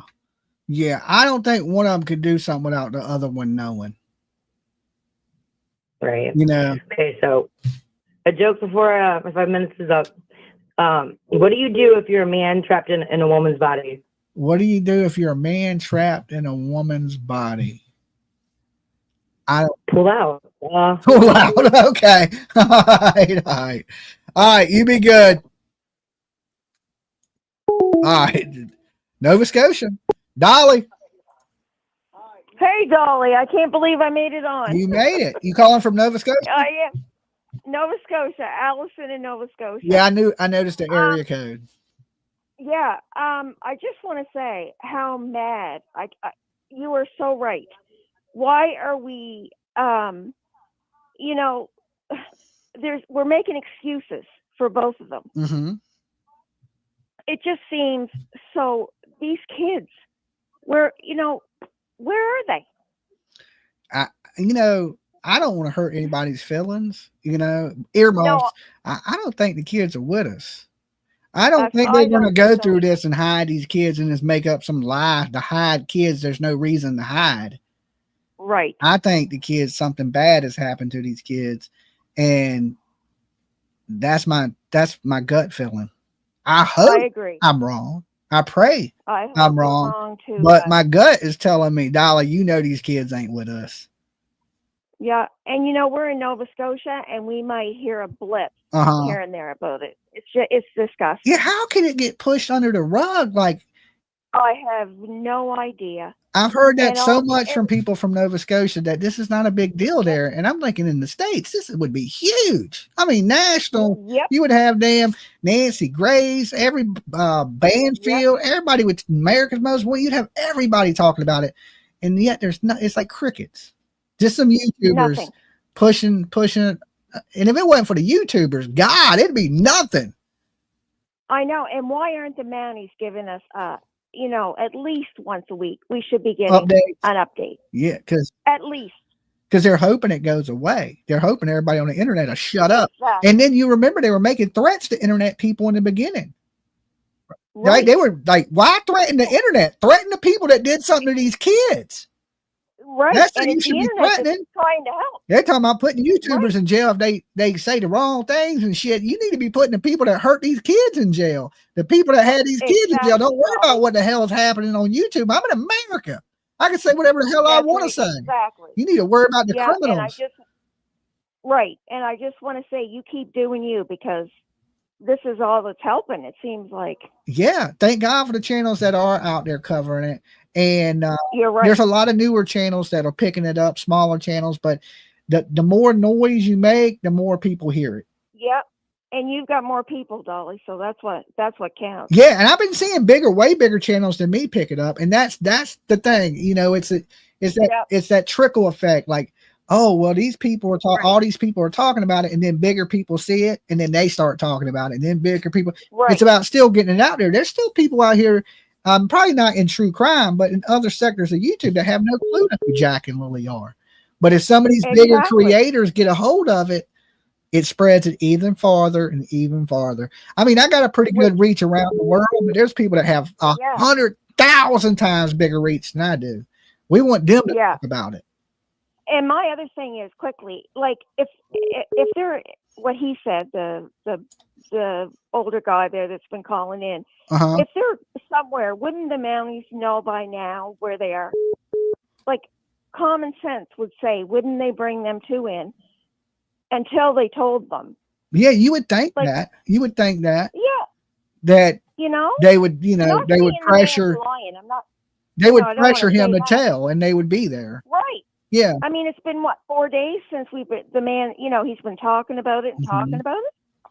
And here we are, nothing still. Yeah, I think so. I don't think the police are stupid. And if people are out here saying they know where these kids are and they're looking into it. That's for sure. You know what I'm saying? My God, they're looking into what's being said on the internet. They're not letting all this stuff go on the internet and not paying it any attention. I guarantee you there's a detective somewhere right there in Nova Scotia that is assigned to internet crimes, and they're sitting here watching.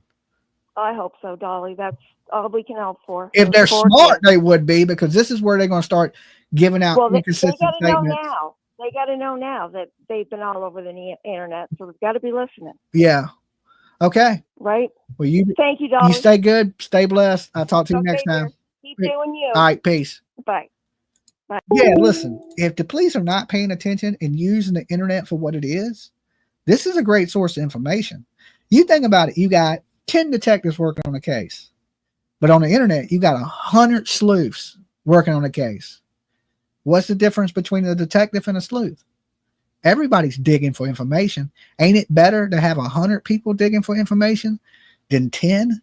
Okay, the more minds, the better. Dolly. Hey, Dolly, it's Army Mom. Hey, Army Mom. What do you think the significance of him mentioning the two sweaters is? It could be either or. There's a crime committed and he thinks he's going to be framed for it, or he's committed a crime and he's trying to get ahead of it. That's a big thing that sticks out with me, is the two sweaters. I know. Those children up in sweaters. I don't know. I mean, that to me, it's he's insinuating that Malaya may have committed a crime and took 2 of his sweaters. To me, that's how I perceive it. Now, it could be where he's committed a crime and took 2 sweaters, and they're going to find these sweaters, and he's worried about it. Now, I don't know. That's what I believe. I don't know which one it is, but he did add that. But here's the thing: if I'm not going to tell you, why would he tell us? That's, but sometimes, listen, criminals sometimes ain't the smartest people. If he is a criminal, I don't know. I mean, I have my suspicions, and everybody's a suspect until there's some answers to this, right? Because there's no answers right now. So I say everybody's still a suspect. Everybody. I know there's people siding with Daniel, but to me, everybody's still a suspect until the police say, hey, he's cleared. Absolutely. So, but I'm afraid he wrapped those children up in a sweater, 2 of his sweaters, and done something with them. I mean, that is a scary thought. And I mean, I'll be honest with you, when he said it, that's the first thing I thought. These kids are wrapped up in sweaters somewhere, and either he's done it or Malaya's done it, or he knows Malaya's done it. And the biological father of Lily and Jack, his mother, she perceives a lot of what has happened, I think. Well, what she needs to do is go break her foot off in her son's ass because she raised a piece of shit. Yes. I'm sorry to say that. She seems like a good woman, pleasant, nice woman, but her son's a piece of shit. I agree 100%. I hate to say it because she seems like such a sweet, nice woman. To say her son, she looks so defeated. Bless her heart, she looks defeated. I mean, what do? Your son is openly saying, "I don't want shit to do with the kids." He wouldn't be living under my roof. I mean, that is horrible. Ain't looking for his kids, don't want shit to do with his kids, and he's put all this on his mama. Yeah. I feel sorry for her because, like I said, she comes off as such a sweet, nice woman to have to deal with this. It's crazy. And she actively went out and searched too. That's you can tell she's a good woman. You can tell she's a good woman. She just has a piece of crap for her son.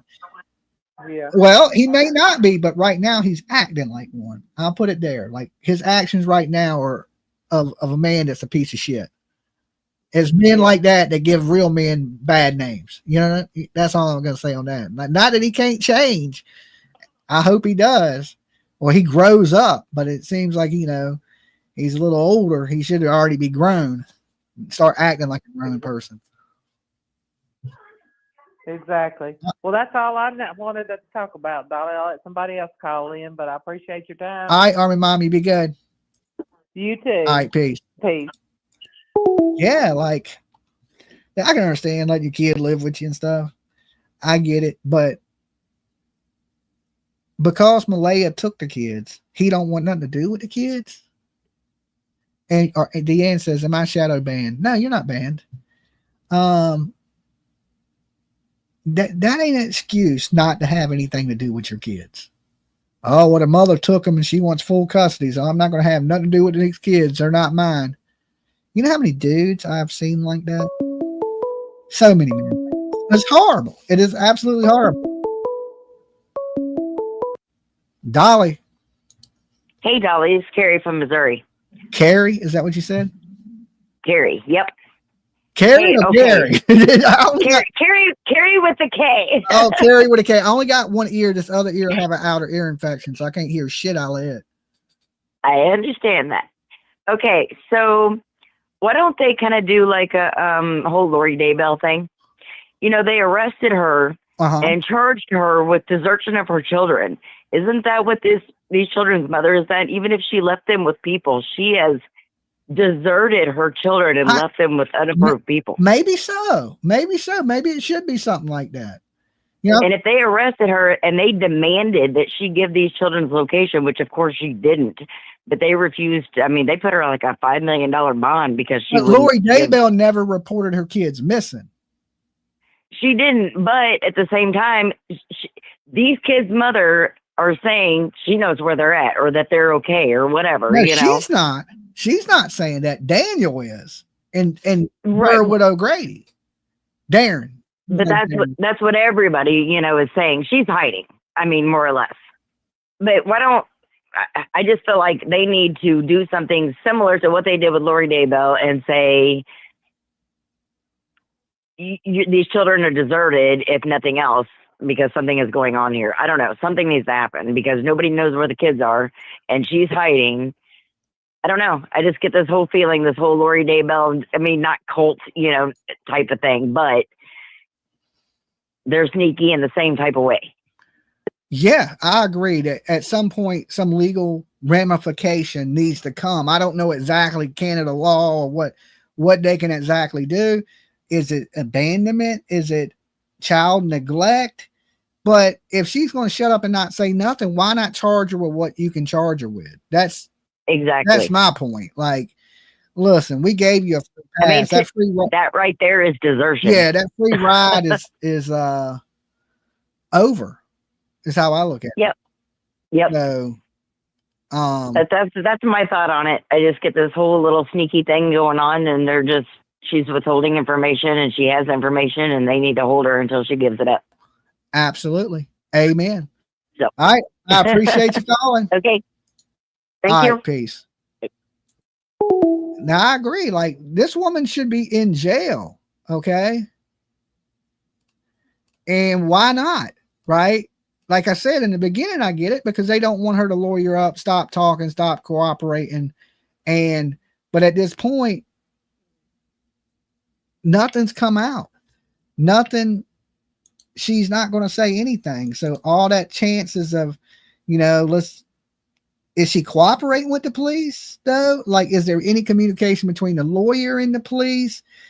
But behavior speaks volumes. Okay. Volumes. This woman hasn't made any effort, not no public effort. All right. Let me say that because I don't know what she's doing behind closed doors or who she's in communication with or anything. Publicly, she has not done one single thing to find these kids. Nothing. No mother I know, no decent mother. I know women that are crackheads that would go look for their kids if they're missing. Okay. Drug addicts would go look for their kid. Normal people would be out searching for their kids. And her whole thing is, I want to get away from Daniel. Right? Oh, he's so bad. He's so bad. Then why didn't you do that before the kids went missing?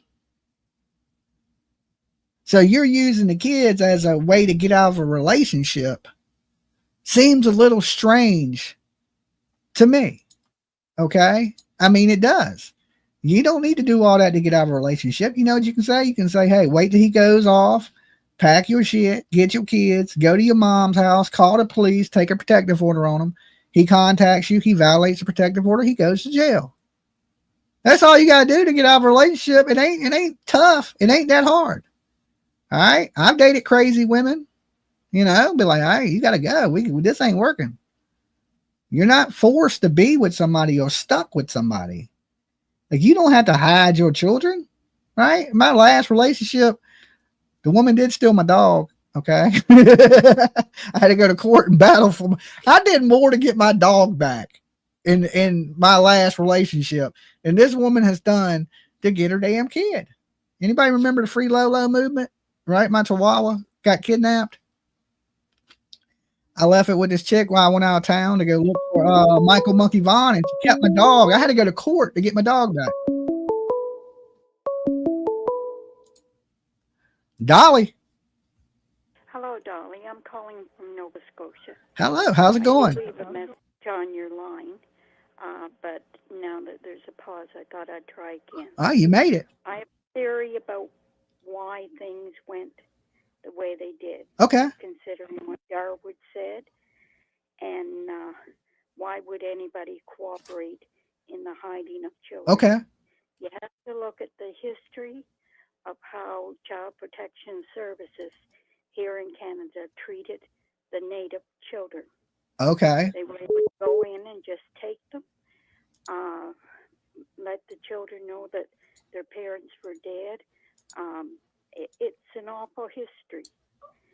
And before all this happened, Child Protection Services got involved with the family. Mm-hmm. And I think Malaya, with knowing the history, got scared. And like Darwin said, that they may be away until they're 18. Well, when they turn 18, the Child Protection Services would not have any involvement with them. It's the only thing I can think of. I can't think of a mother having cooperation from others to hide their child Mhm. or children. And it's just so foreign to think that she would be So willing to not. that's why you believe the natives would hide the children, is because their history with CPS. Yeah, and why the children got native status right afterwards, but before everything blew out of proportion. Yeah.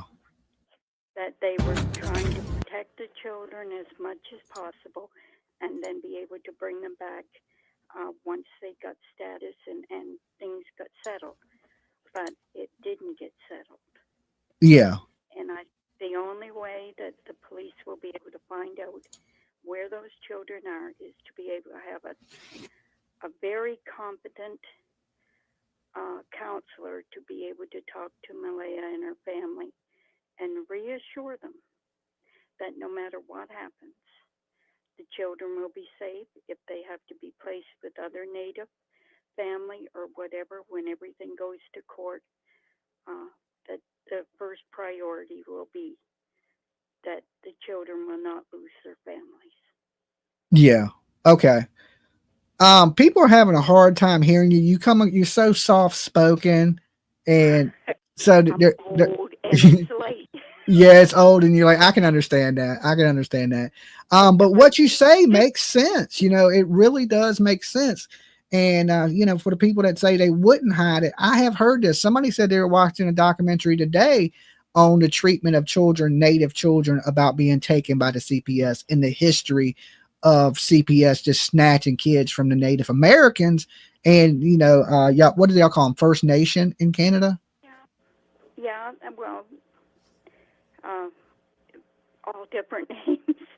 But Yeah. I'm old enough that I would think of them as native. Yeah.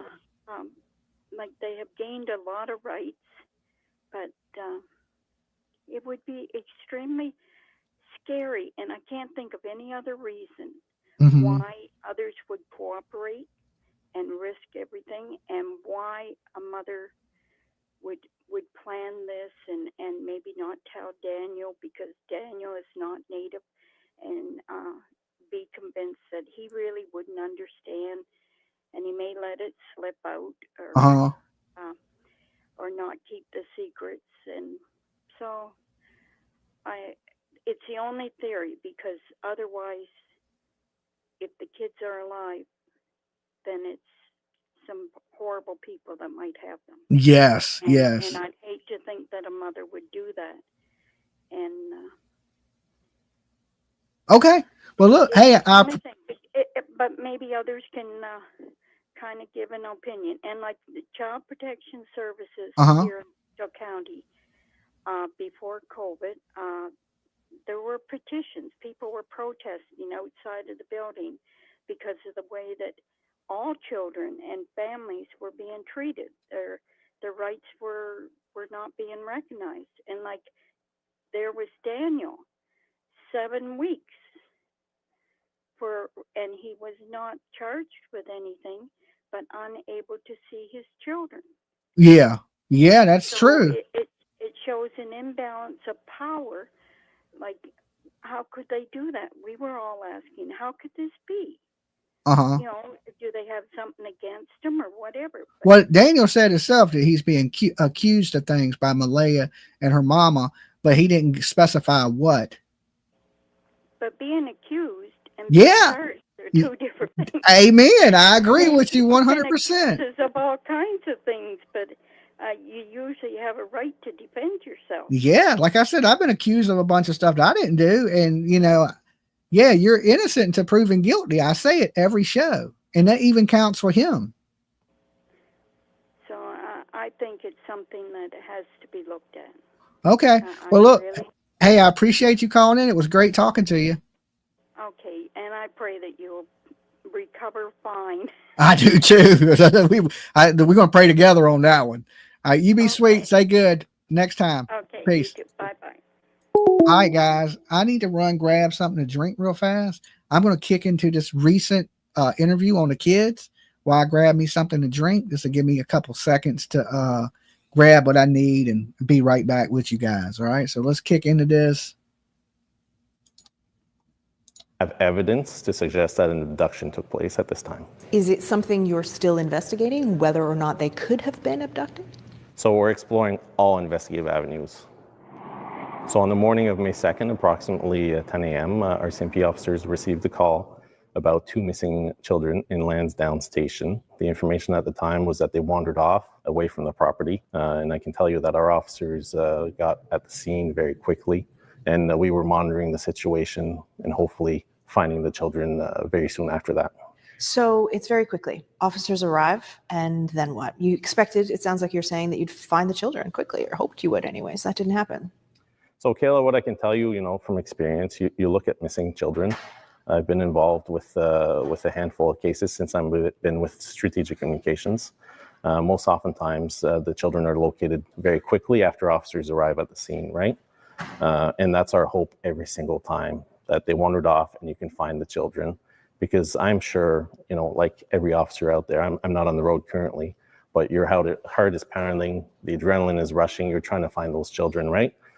This case started just like that? That's what you're correct. describing, you thought you'd go there, find them very quickly. Yeah, absolutely. And our officers were nearby in an ongoing search for a kayaker that had gone missing the day prior. So, I can tell you I was monitoring the situation remotely.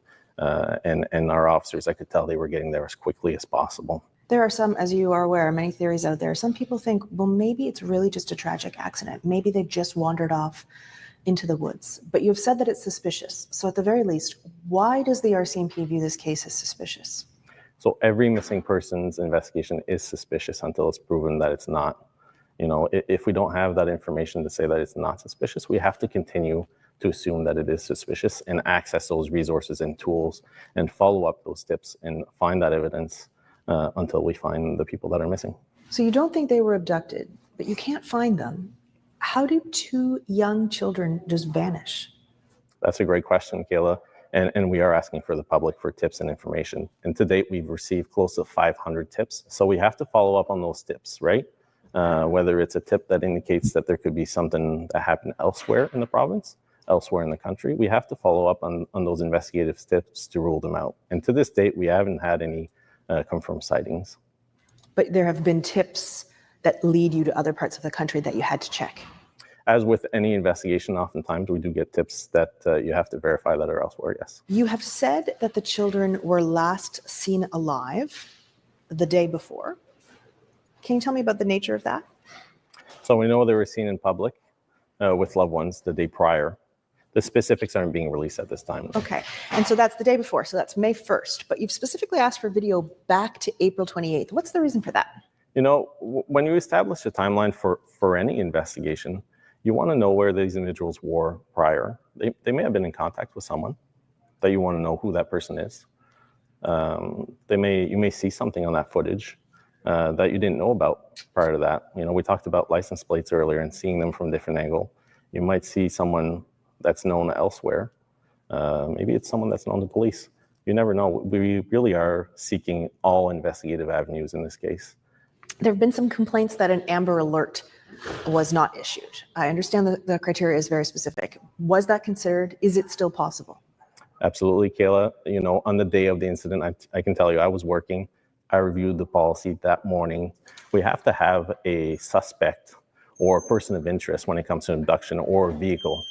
In terms of sending out an alert, when you send an Amber Alert, you want to direct the public to look for a specific vehicle, to look for that license plate, to look for that suspicious person, to have a photo of someone or more information to suggest that there was an abduction. In this case, they are young children, certainly vulnerable people. Thank you, Marianne, for your donation. Does the RCMP know what happened here? Even if you can't tell me, do you know? So what I can tell you is that we're exploring all investigative avenues. Do you have a case? Are you building a specific case that's leading you in a certain direction? In this case, the investigation is still being investigated under the Missing Persons Act. It sort of seems from the last news release that you issued, these are the reason I'm asking these questions. I read that news release and I thought, I don't think they have any idea what happened here. You know, when it comes to missing people, it's very complex. It can be very long-term investigations. It can be difficult on first responders, especially when it involves vulnerable people. And we have to be patient, and we have to follow the leads and follow the facts and evidence that we gather to bring us to locating the children. Does the RCMP think Lily and Jack could still be alive? That's a great question, and we want to locate them and find them. And our goal is to investigate every single avenue until we find them. Is it possible at this point? That's a great question, and our role is to find them in the evidence surrounding their disappearance. You mentioned a lot of the tips you're getting. I'm sure you're aware there's extraordinary public interest in this case. Some people are frustrated that the RCMP is not saying more. We understand it's an active investigation. And in some cases, the lack of information leads to speculation, and rumors are rampant. Amen, lady. Done some harm on the family in this case as well. What, though, would you say to the public who are begging for answers and just want to know what's happened here? We have to be patient and certainly rely on our news releases and official sources of information. You know, don't listen to those rumors that are out there. We're putting out those news releases on a regular basis with information pertaining to the investigation. We have to be very cautious as to what type of information we release, because we want to make sure that it doesn't affect the investigation. I think some people in the public are starting to wonder, is it possible that we may never find out what happened to Lily and Jack? Is that possible? I wouldn't be able to answer you that question today, but I can tell you that our investigators are seasoned. They are committed. I've worked with some of them personally prior in my career, and I can tell you that they are committed investigators to this missing children's investigation. Okay. They have seasoned investigators working on the case. They basically can't tell us anything. It's still being treated, according to them, as a missing person case. Daniel said the same thing, that it's not being treated like a criminal investigation at this point, that they're still treating it like a missing persons case. You know, we had major crimes unit involved since the second day. They went missing on that Friday, May 2nd.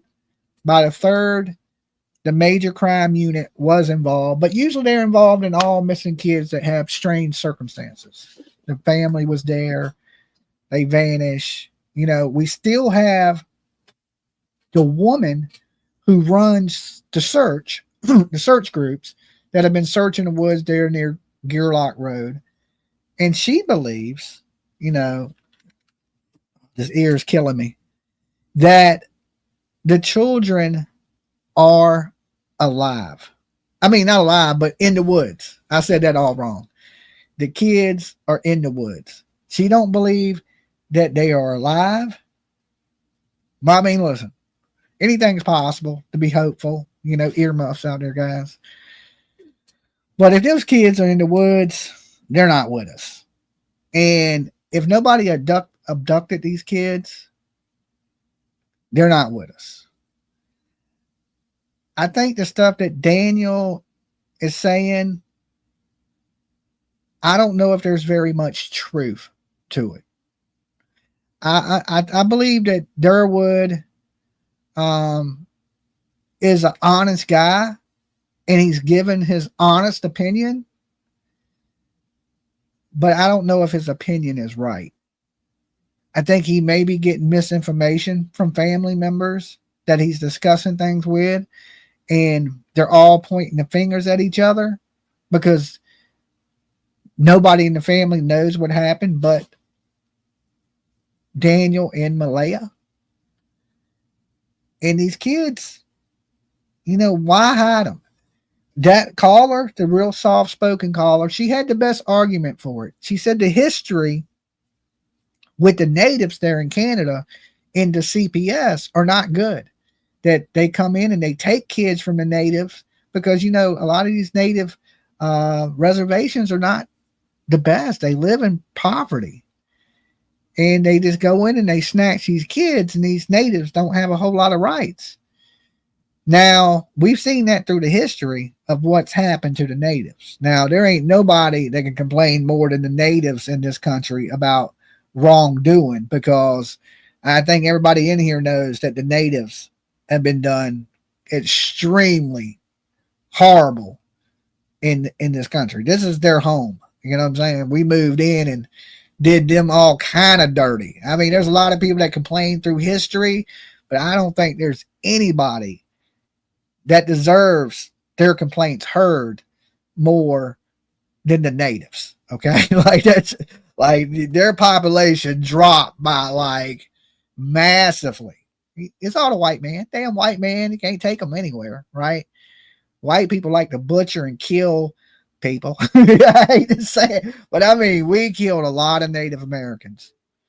I mean, there's so many of them missing from this country that you don't hardly even see Native people anymore, right? And the ones that are, you know, far and few between, or they're living on a reservation in the middle of the desert somewhere. Like, they didn't get no beachfront property. You know, they didn't get prime real estate. They got the middle of nowhere, and, you know, and it's horrible to see how the natives were treated. And it makes sense that, hey, you ain't going to take our kids. We'll hide our kids before we let you do something like this. I can understand that, and it makes sense, right? Dolly, some people last night were saying the law brought the parents back and forth. Hold on. Let me see what this says. For more questioning recently. Any truth to that? Okay, I'm not there. All right, so I don't know. I heard the same rumors that Malaya and Daniel have been brought back in for questionings. But all I can tell you right now is it's rumored. Okay? It's just rumors on the but CPS took Meadow. That's rumors too. I mean, that's according to Durwood and Daniel. Well, Daniel said that, you know, I didn't talk to Daniel after that, so I don't know as far as Daniel on that one. But according to Durwood, and it seems like Durwood and Daniel are in communications. So, I mean, I don't know. And, you know, when you're dealing with Child Protective Services, they're not going to tell you a whole lot. Okay, they're not going to tell you a whole lot, and if anything, most likely they're going to tell you nothing. So we wouldn't know if they took her or didn't take her unless the parents come out and say. Durwood also told Sonny that Malaya is now back at her mom's as of Saturday's past. Okay. I love my native people. Oklahoma natives have their own laws and their own policies, and are called light horse. Okay. 60 traffic children were recently rescued in Florida. I saw it on the news. Yes. Now listen, the whole trafficking thing is, I don't think like a human trafficker just happened to be there when these kids went missing. Or, you know, there was a situation where somebody tried to lure two kids into a vehicle in Nova Scotia. Okay, everybody's heard that, right? So there's some creepy people out there. They're everywhere. But you got to remember, what's up, Elevated Truth? Good to see you, brother. You got to remember that they live in the middle of nowhere. The closest house is like way down the street. All right. So they're in the middle of nowhere. And the kids would have got out the back door. They would have been in the backyard. How would a kidnapper just be in the right place at the right time, you know, and all these things? The moon and stars would have to align for this to happen.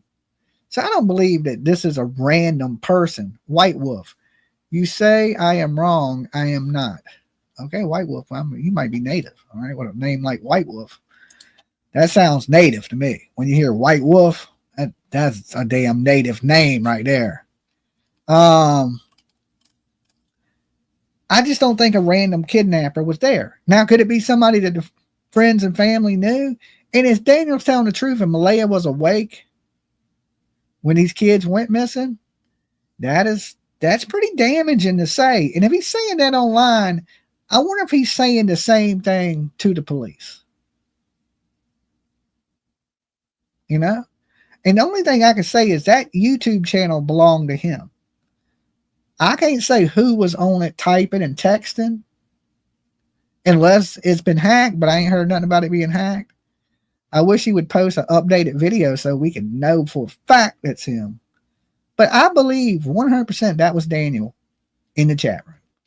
Okay? Without a shadow of a doubt, somebody just didn't go hack some random dude's channel and then come into my room and know the information that he knew. That didn't happen. That was definitely him that came in and visited. And, you know, there's a lot of speculation. And if he's listening, I give you the same advice, man. Tell what you know. The truth will set you free. In the end, everything that happens in the dark is going to come to light anyway. And if you want to get ahead of it, just tell it. Like, if you're telling us, but you're not telling the mainstream media, get it out to the world, the truth, the whole truth, and nothing but the truth. So help you God. All right? Because that's the best way. And even if you believe these kids are alive, how long are they going to stay alive? How do you know they're not being mistreated? How do you know these things? Like, I would treat it with some urgency, right? Especially if you know. And this is just my opinion. I think he know, or if he don't directly 100% know, he expects that she did these things, right? He expects. And I think the rest of the internet does too. He ain't alone. If them babies were in the woods and a mama lost their babies, what would a mama bear be doing if her cubs were missing? She'd be searching those woods. This mama ain't made no effort to put a search group together, anything for these child. And to me, that shit right there speaks volumes. All right, let me open the phone lines back up because you never know who could call in here. So let me put the phone number back on the screen.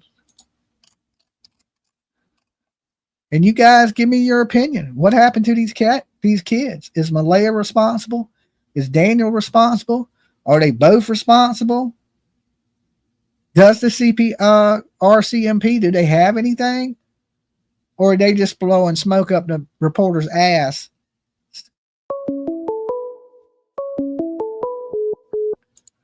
Dolly. Barney. What's up, Barney? What I'm calling for is the older gentleman. They say he is a minor, and he stood up for the stepdad, and they had worked together. I think the key here is we need to consider minds. Is this Crazy Bill? George? No, I'm in Tennessee. Oh, my name is Barney. Barney from Tennessee. Yes, I prefer you just call me Tennessee. Tennessee. Okay, Tennessee. Yeah, and you call me. That's just me. You can verify. You can call me back. I'll answer. Okay. I hear me on there now. All right, you got to turn yourself down in the background. Okay. I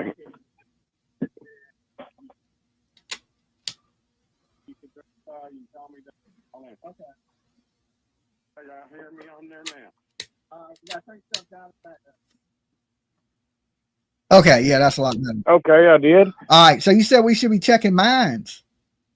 Yes, it just for how can these poor innocent children just disappear?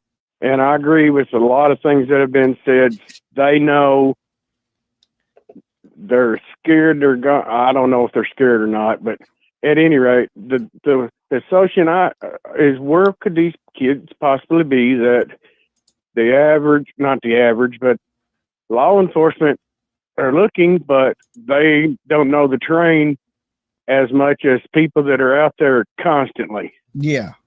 So when I heard the older gentleman, and they said that he was a minor, not as in juvenile, and he worked and stood up and vouched for the stepdad, I got to thinking, hey, and I pray these kids are alive, but and that Lord takes care of them, but I've just got a heart feeling that Dolly, I gotta go, buddy. All right. Peace. I got that same feeling. I said it, earmuffs for people that are sensitive. And what he was trying to say is that these kids are not with us anymore. You know, he's saying check minds. You're not usually checking minds for kids alive 2 months later. Dolly. Dolly. Yeah. This is Richard from New Mexico. This is elevated truth. You can't hide your Well, voice. shit. I tried. Okay. Listen, man, I've been following this case a little bit. Okay. Not as much as you have by any means. And I said it in the chat, but why does this case reminisce so much of Sebastian's case? I think it's the mother's actions. She's real similar to Katie with the not caring. And when you see a parent that's not concerned, it reminds you of Sebastian Rogers, because that was the case in the Sebastian Rogers cases, because there was a lack of concern. And that's the same thing we're seeing here. And to me, that lack of concern is a huge red flag. Oh, I agree. In the beginning, as I was watching, I thought the boyfriend was most definitely, involved in some way or the other. But the more I watch, even when you watch his eyes, when he talks, you can tell someone lying by the dilating of their eyes a lot of times. Or they look up and to the left. Have that. I've heard that. And he just doesn't. He doesn't have that. He seems to be very direct with whoever's talking to him. And to me, that's a sign of honesty, whether you like him or not, or whether you're, you like his personality or whatever it might be. He just doesn't seem to be lying, in my opinion. He could be, but it doesn't mean that he is, Yeah. Yeah. What's your thought? What if you were going to take a guess right now, Dolly, and you were going to put $1 million on when, where, what, and how? What would you say? That Malaya hurt these kids, and he knows, but maybe don't definitely know, but he expects. And because he's probably seen abuse from her towards these kids before. He loves this woman, and he don't want to tell on her. That's truly what I think. I mean, do you think you can love somebody more than, I'm sure you can. I just don't understand. I can't wrap my head around loving another human more than children or your children. That's crazy to me. Love is a powerful thing. I've seen people do the stupidest shit because they love somebody. You can't even explain. There's no even explain. It'll knock out logic and reason out the window when it comes to love. I don't know. Well, and I think that's what it is. I mean, that's just my opinion. That don't mean that's the case. But they're in it together. And both of them were responsible. Both of them were there. They have inconsistent statements. They're pointing the fingers at each other. If it's a tragic accident, she's acting guilty as shit. Okay. If it's just some tragic accident. If he's telling the truth, which there's things he says that I think he's being truthful, and then there's things he says that I think he's covering, that he knows more, because he said things like, I wish I could, that the timeline ain't right. Well, there shouldn't be no inconsistencies in the truth. No, I mean, there can definitely be added things to a story that you may, remember a little further on when it kind of clears a little bit. But, it's once again reminiscent of the other case we were speaking of. You don't run away, in my opinion, at least not normally, when you have a child missing. And it sounded like that's what was happening the other night when I was watching you. Once again, you're covering it way more than I've looked at it. But to me, that just seems like not something that is normal. It doesn't mean guilt necessarily, but it doesn't make you feel good. It puts off the red flags. To me, behavior, a lot of people still says, people's behavior, you can't never judge by somebody's behavior. But to me, behavior is a clue. Shit. Yeah, the way you act If you acting suspicious, and apparently she was acting suspicious according to Daniel's mother, that she walked out and she was on her phone. She acted like she did something, right? She got all nervous and stuff. And now, there's right now, there's 2,000 women at least in this chat room. I guarantee you there ain't one mother out here that would say they would act like her. But then again, a lot of these mothers ain't been thrust in her situation either. But if, just hypothetically speaking, most of them would say, hey, I would act differently. I think that just normality, you would act differently, especially if you didn't do anything to your child. But I think we're seeing something very similar, which is, putting, at least when I was listening the other night, it was interesting to me that, he said in the chat that she was acting fine and normal until her mom got there. And then once her mom had a chance to talk to her, she switched. Well, my immediate attention would go to the mom. Did the mom have some type of assistance in the situation? And does she know where the kids are? Because she seems to be the one to tell her to shut up, settle down, sit down, whatever it might be. And then she wasn't even able to keep her at the house when she took off. I'm correct about that, right? Allegedly, yeah, taken on. Allegedly. I would agree that the mom is kind of controlling in a situation, but the mom may be protecting too. I mean, once again, very similar. You know what I'm saying? Like, this is just, it's eerily wild, in my opinion. Yeah. It definitely has signs of foul play. Them flags are there. Now, is it foul play? I mean, I don't know. But if I'm talking about it, I usually only talk about cases where there's some strange shit going on in it and everything don't add up. The math's not mathing is the best way to say it. For sure. And if Daniel is watching or listening, and it's very possible that he is, the only thing I would say to him is, man, go back and look. Just take an hour or two and look over the Sebastian Rogers case and look how the parents behaved during that case and how the community and the public responded to it, and maybe take some hints on how to handle this a little bit better. And that way you keep the public's, the public on your side, but more than that, you're able to kind of, find your way through the waters a little bit better just by watching what not to do. One thing he hasn't done, he hasn't turned this into a shit show like they did in the Sebastian Rogers case. Not yet, but it sounded to me when he was in your chat that he was definitely trying to drop some things to make people look in other directions, and that was strange. Yeah. He said some odd things. I give him that, but there ain't so many characters attached to Daniel, and that's what he needs to stay clear of, is letting people leech on to him and getting involved with the wrong people. None of these people on the internet are your fucking friends. Don't think they are.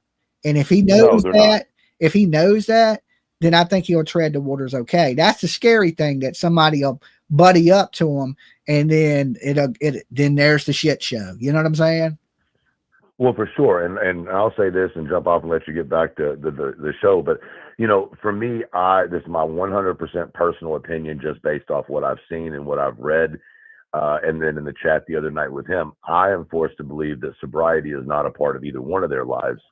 And to just say, oh, well, she smokes a little weed, I simply don't believe that. And I think that people it'll just show itself in time. And I think that's going to be more of a part of this case than it is right now, in my opinion. Okay.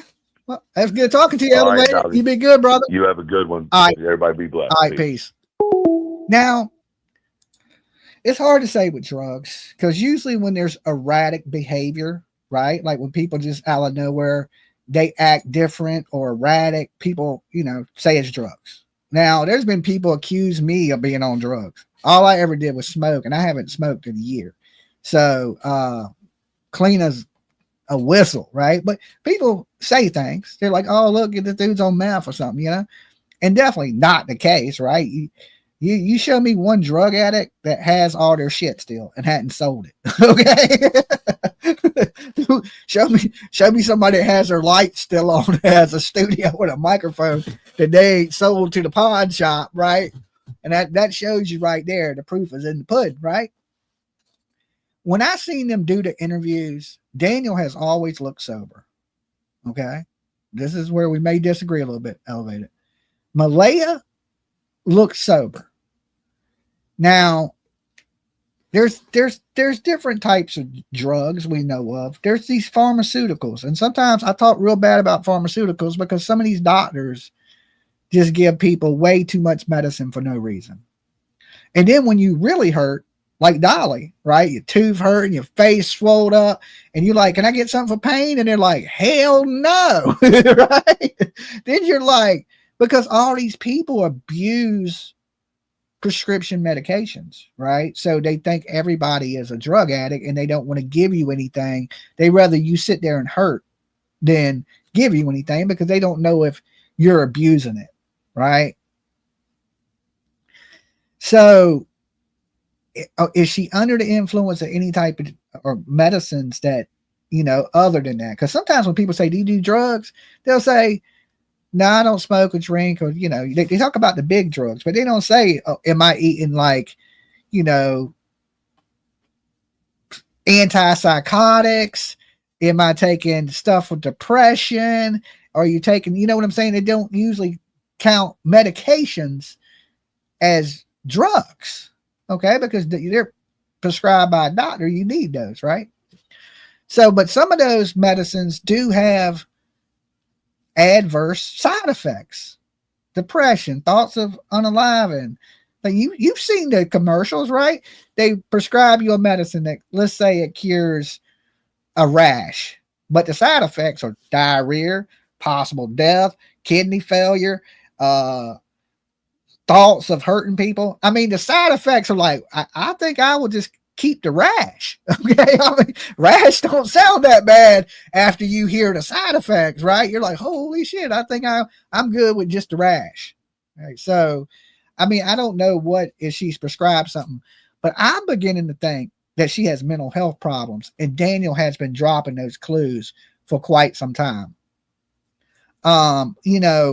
One of the big clues was watch, but don't attack Malaya. I don't think her mental health can take it. And she has Meadow, right? Well, she can't handle a little criticism, right? She can't handle a little criticism because she may have some mental health issues. Even in the videos we watched last night of Malaya at 16 years old, she talked about depression. Okay. Now, some people, everybody ain't like me. I love the world. I'm happy all the time unless you piss me off. You have to piss me off, but I don't just wake up mad or sad. My day is a new day every day to me. But some people are just down. They feel like the world's out to get them. They're depressed all the time, right? And I've seen people like this. Not me, but I know people that are like that. And they don't look at the positive things. They just look at all the negative. Right? All the negative and never the positive stuff in their life. And depression is real. And, if you suffer from that, there's people that'll listen to you. There's people that'll help you. Life is what you make it. If you want to be down and sad, it's easy.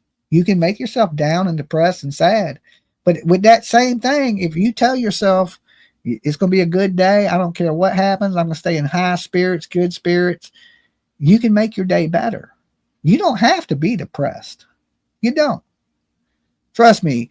Look, if you're at the bottom of life, and listen, everybody falls off the ladder and hits the bottom, right?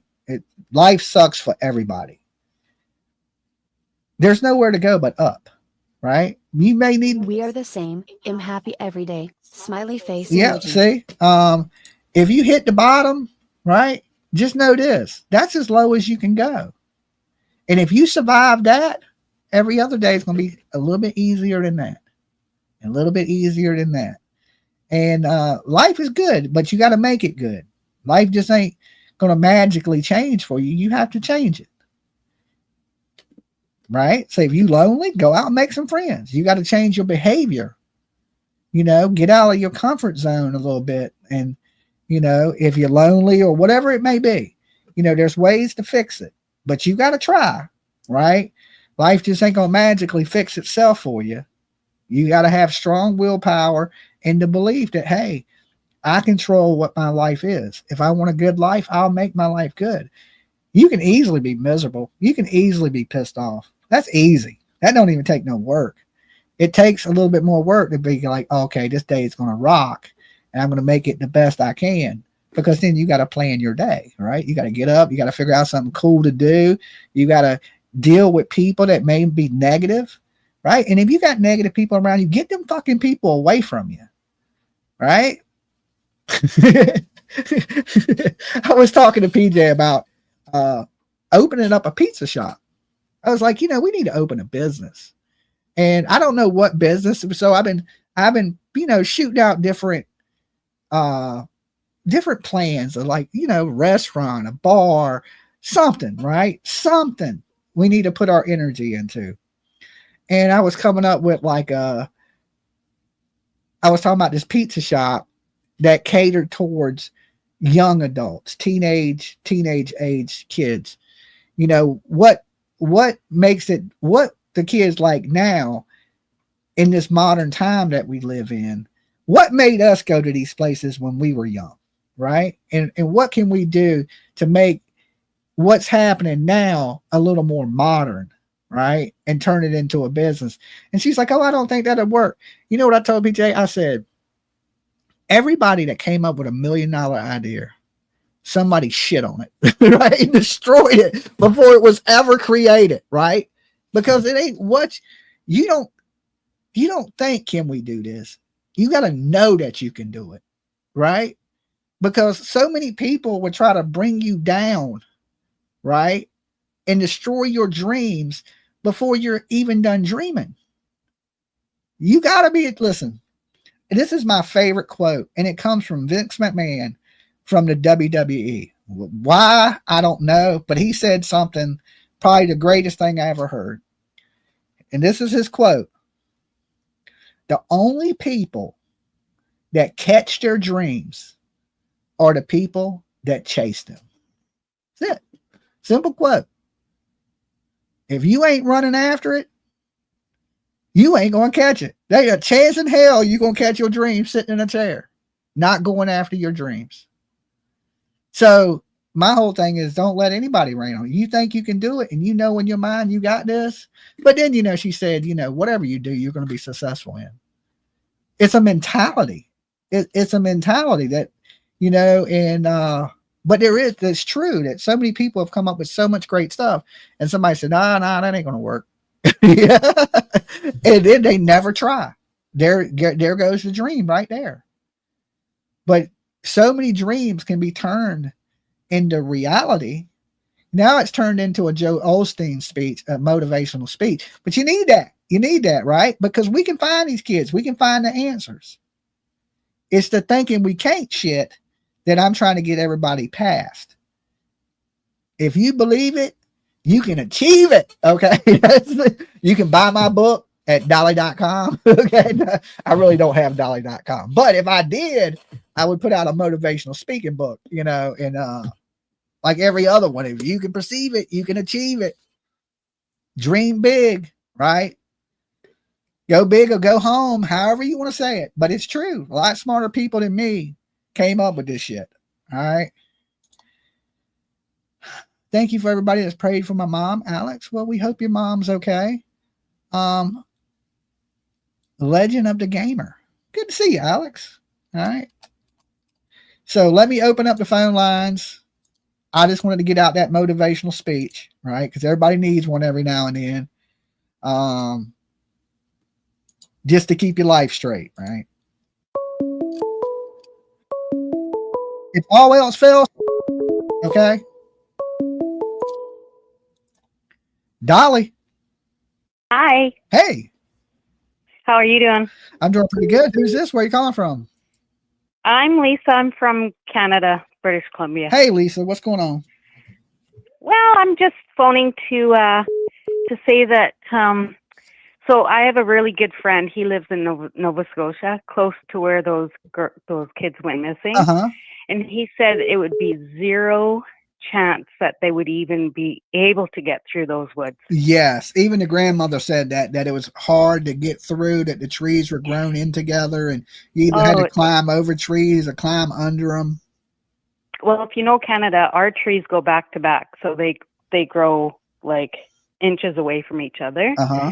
But there was a hurricane there, and he said there's zero chance. He said he walked it. He tried to get through it. He's an avid hiker, and he goes everywhere. And he's like, those kids couldn't get through it. Yeah, absolutely. I don't believe the kids are in the woods at all. I mean, I never have. From day one, I didn't think the kids were in the woods. No, we got to back it up to. As soon as I heard their stories, I was pretty confident the kids wasn't in the woods.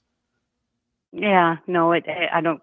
There's no chance. But we got to back it up to when this all first started. Remember when we thought they had a big party, and I think we're still going back to that, because there's no way that they'd be hiding on any kind of reserve in Canada, because they have their own policing, but they're also an RCMP.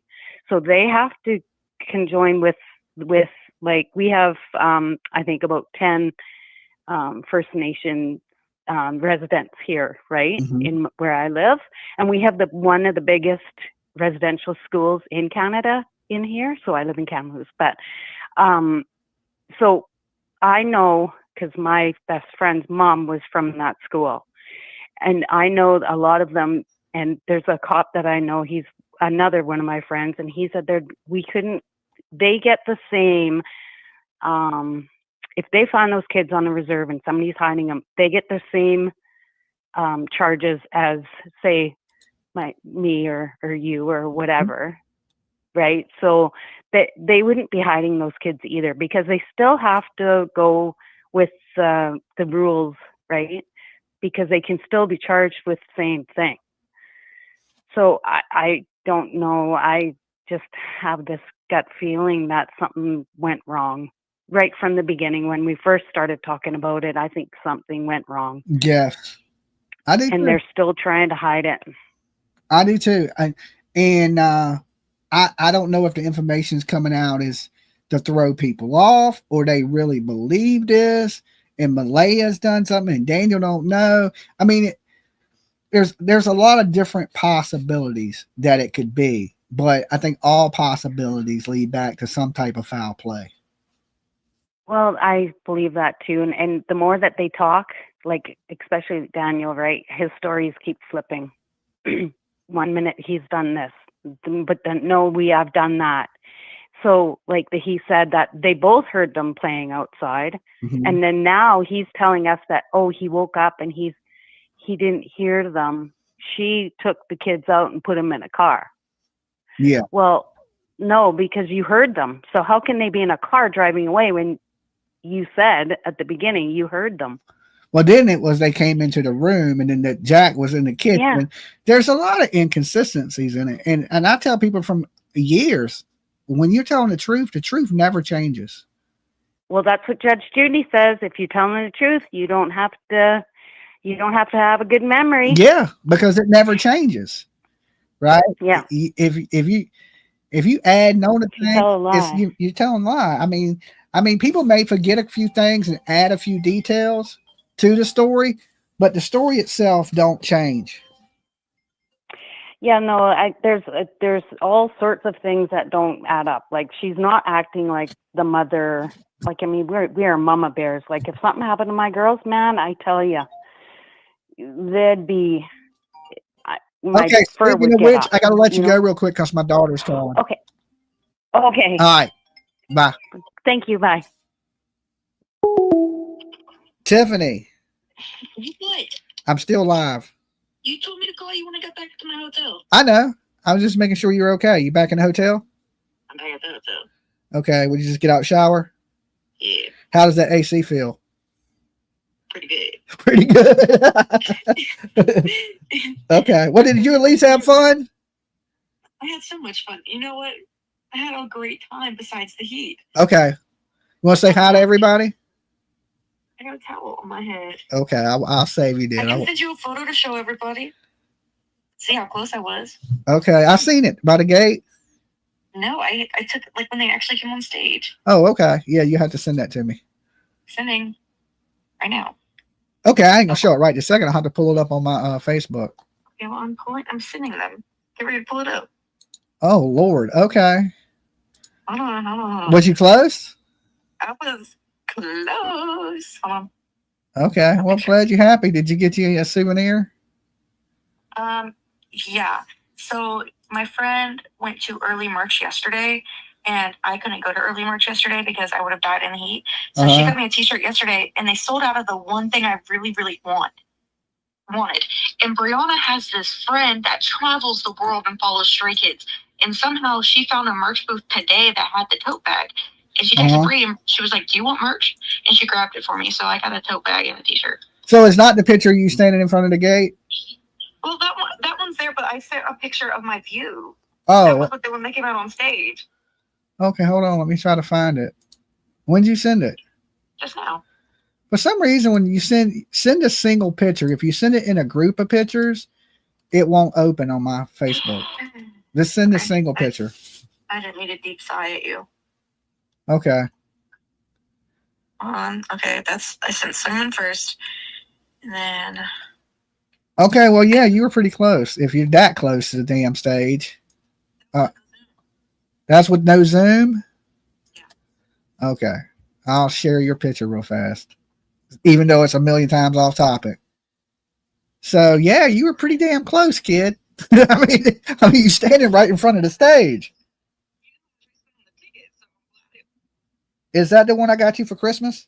Yeah. Okay, yeah, I know how much them tickets cost. That was a pretty penny. Yeah. And is this the same band you're going to see in Florida? No, that's ATs. Okay, I can't keep up with these people.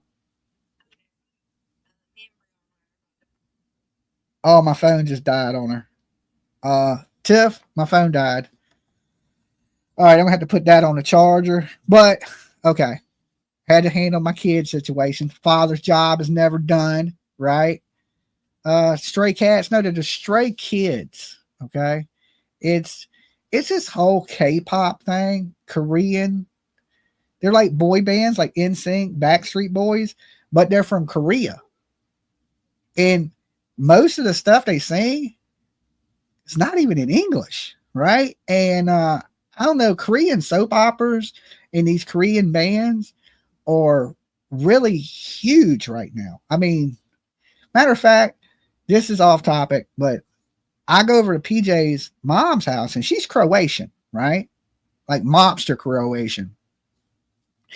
And she sits around and she watches Korean soap operas where she has to read the captions, right?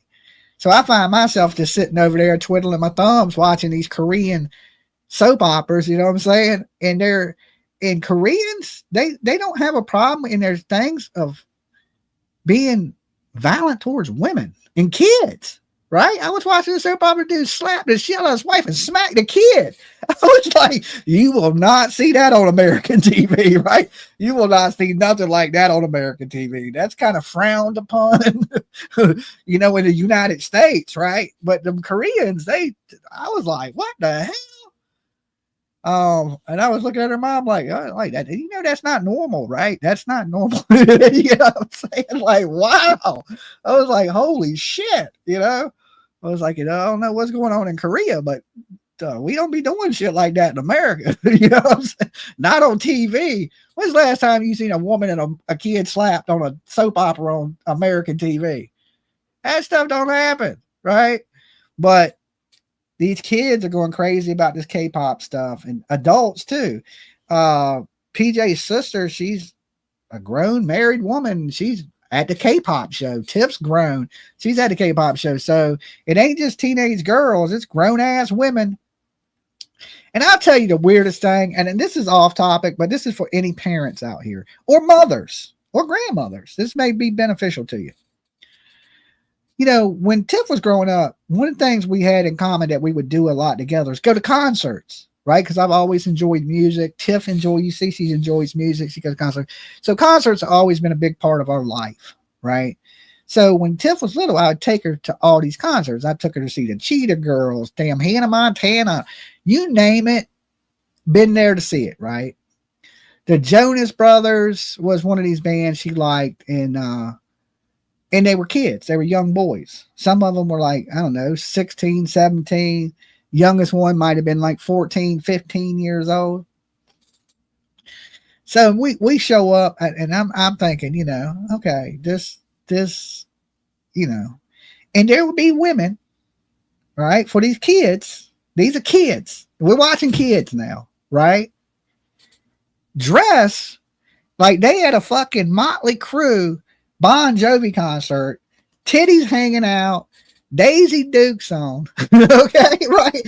Half dressed, screaming, JoJo, basically being a full-grown pedophile, okay? Woman, you a grown-ass woman. These are little kids, right? And these women throwing themselves at kids, right? I was in there with my daughter like, what the hell is going on here?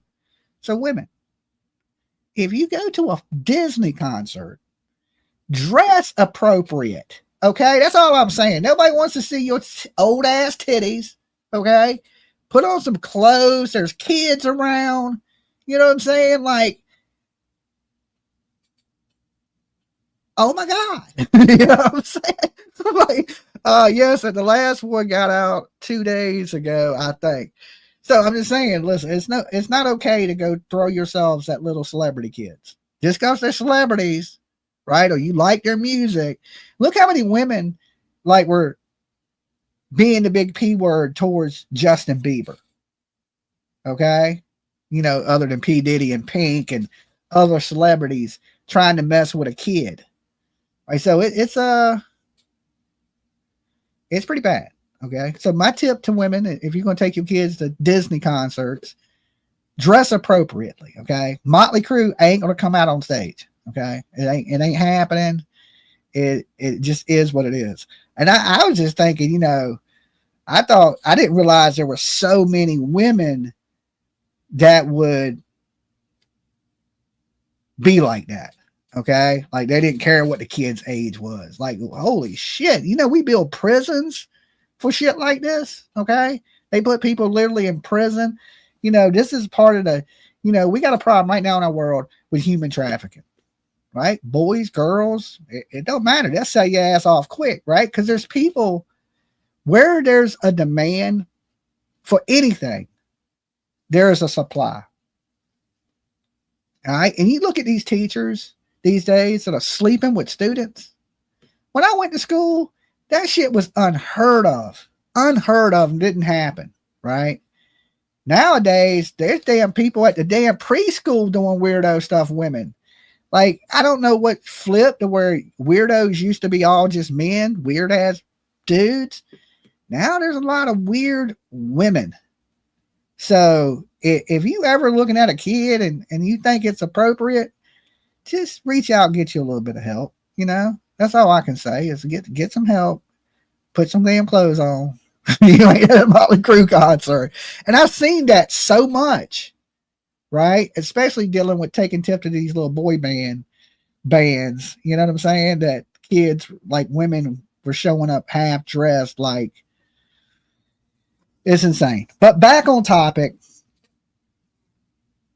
these kids, I don't know. I don't know if they'll ever find Jack and Lily. I know people don't want to hear that because they're in an area where it's heavily wooded.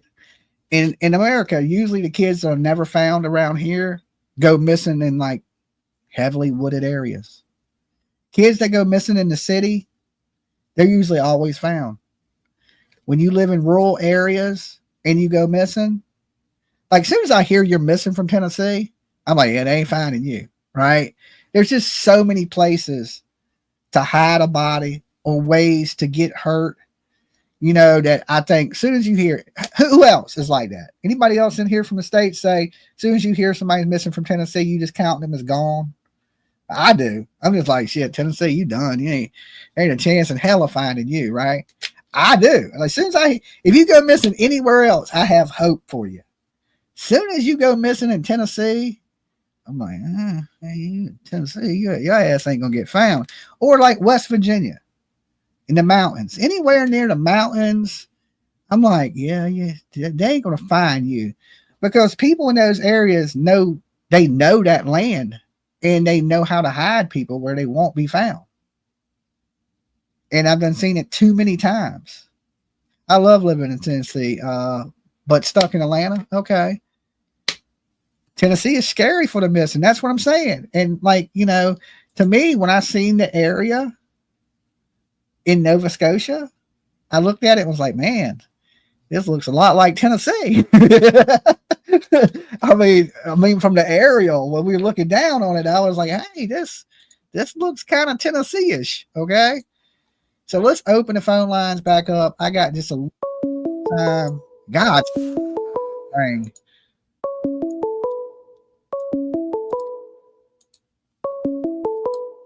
It won't let me answer it. Hello. Hello. Hello. Hello. You gotta turn me down in the background. Hi, this is Carol from Missouri. Hey, Carol. Hey. There's a question I have that I can't get past. Okay. In all of this. They both are so adamant about how great parents they are. Uh-huh. You know, that's the first thing that they want to tell you. We're good parents, blah, blah, blah. Mm-hmm. Well, okay. If you're great parents, you're going to be watching out for those kids all the time, which most mothers do anyway. Most mothers. If you have a back door, a sliding back door that you can't hear when it opens, and you know those kids can open it, uh-huh, why wouldn't you have a lock on there that the kids couldn't reach so they couldn't open that door? Well, I mean, they had never left or ran away before. They had been living in that home for 2 years.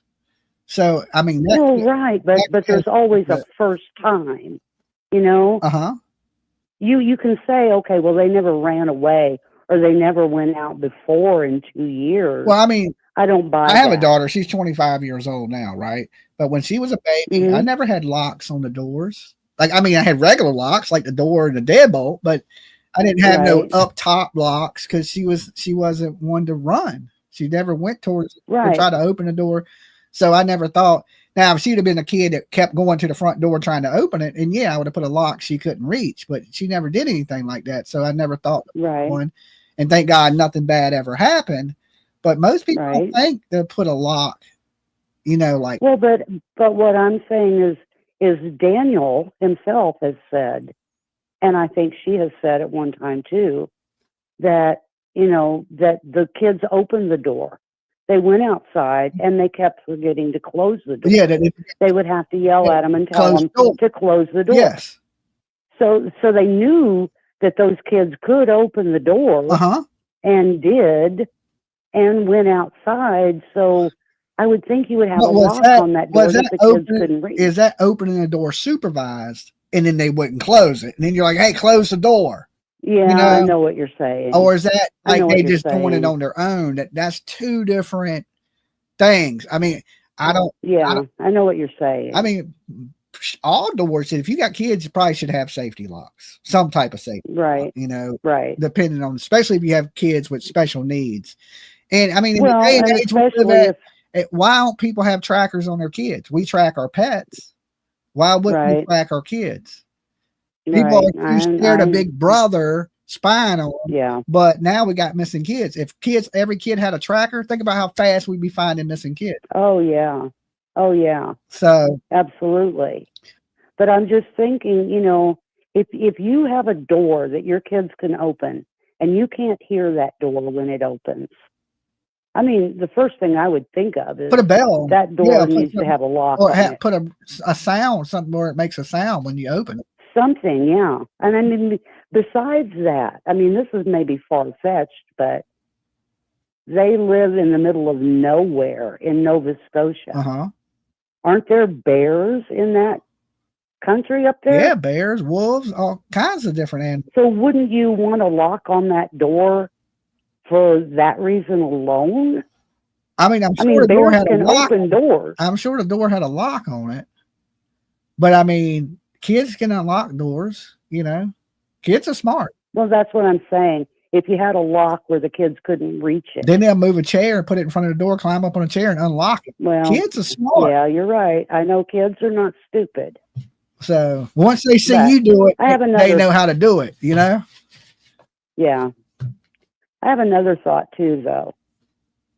I'm wondering if they do some kind of drugs. I don't know. I'm not there. Uh-huh. You know, I don't want to accuse them of something that I don't know anything about. Yeah. But There's a I'm wondering if they had. But there's always a but. Uh-huh. What if the kids got into some kind of drugs that they had in the house and thought they were candy and overdosed on them?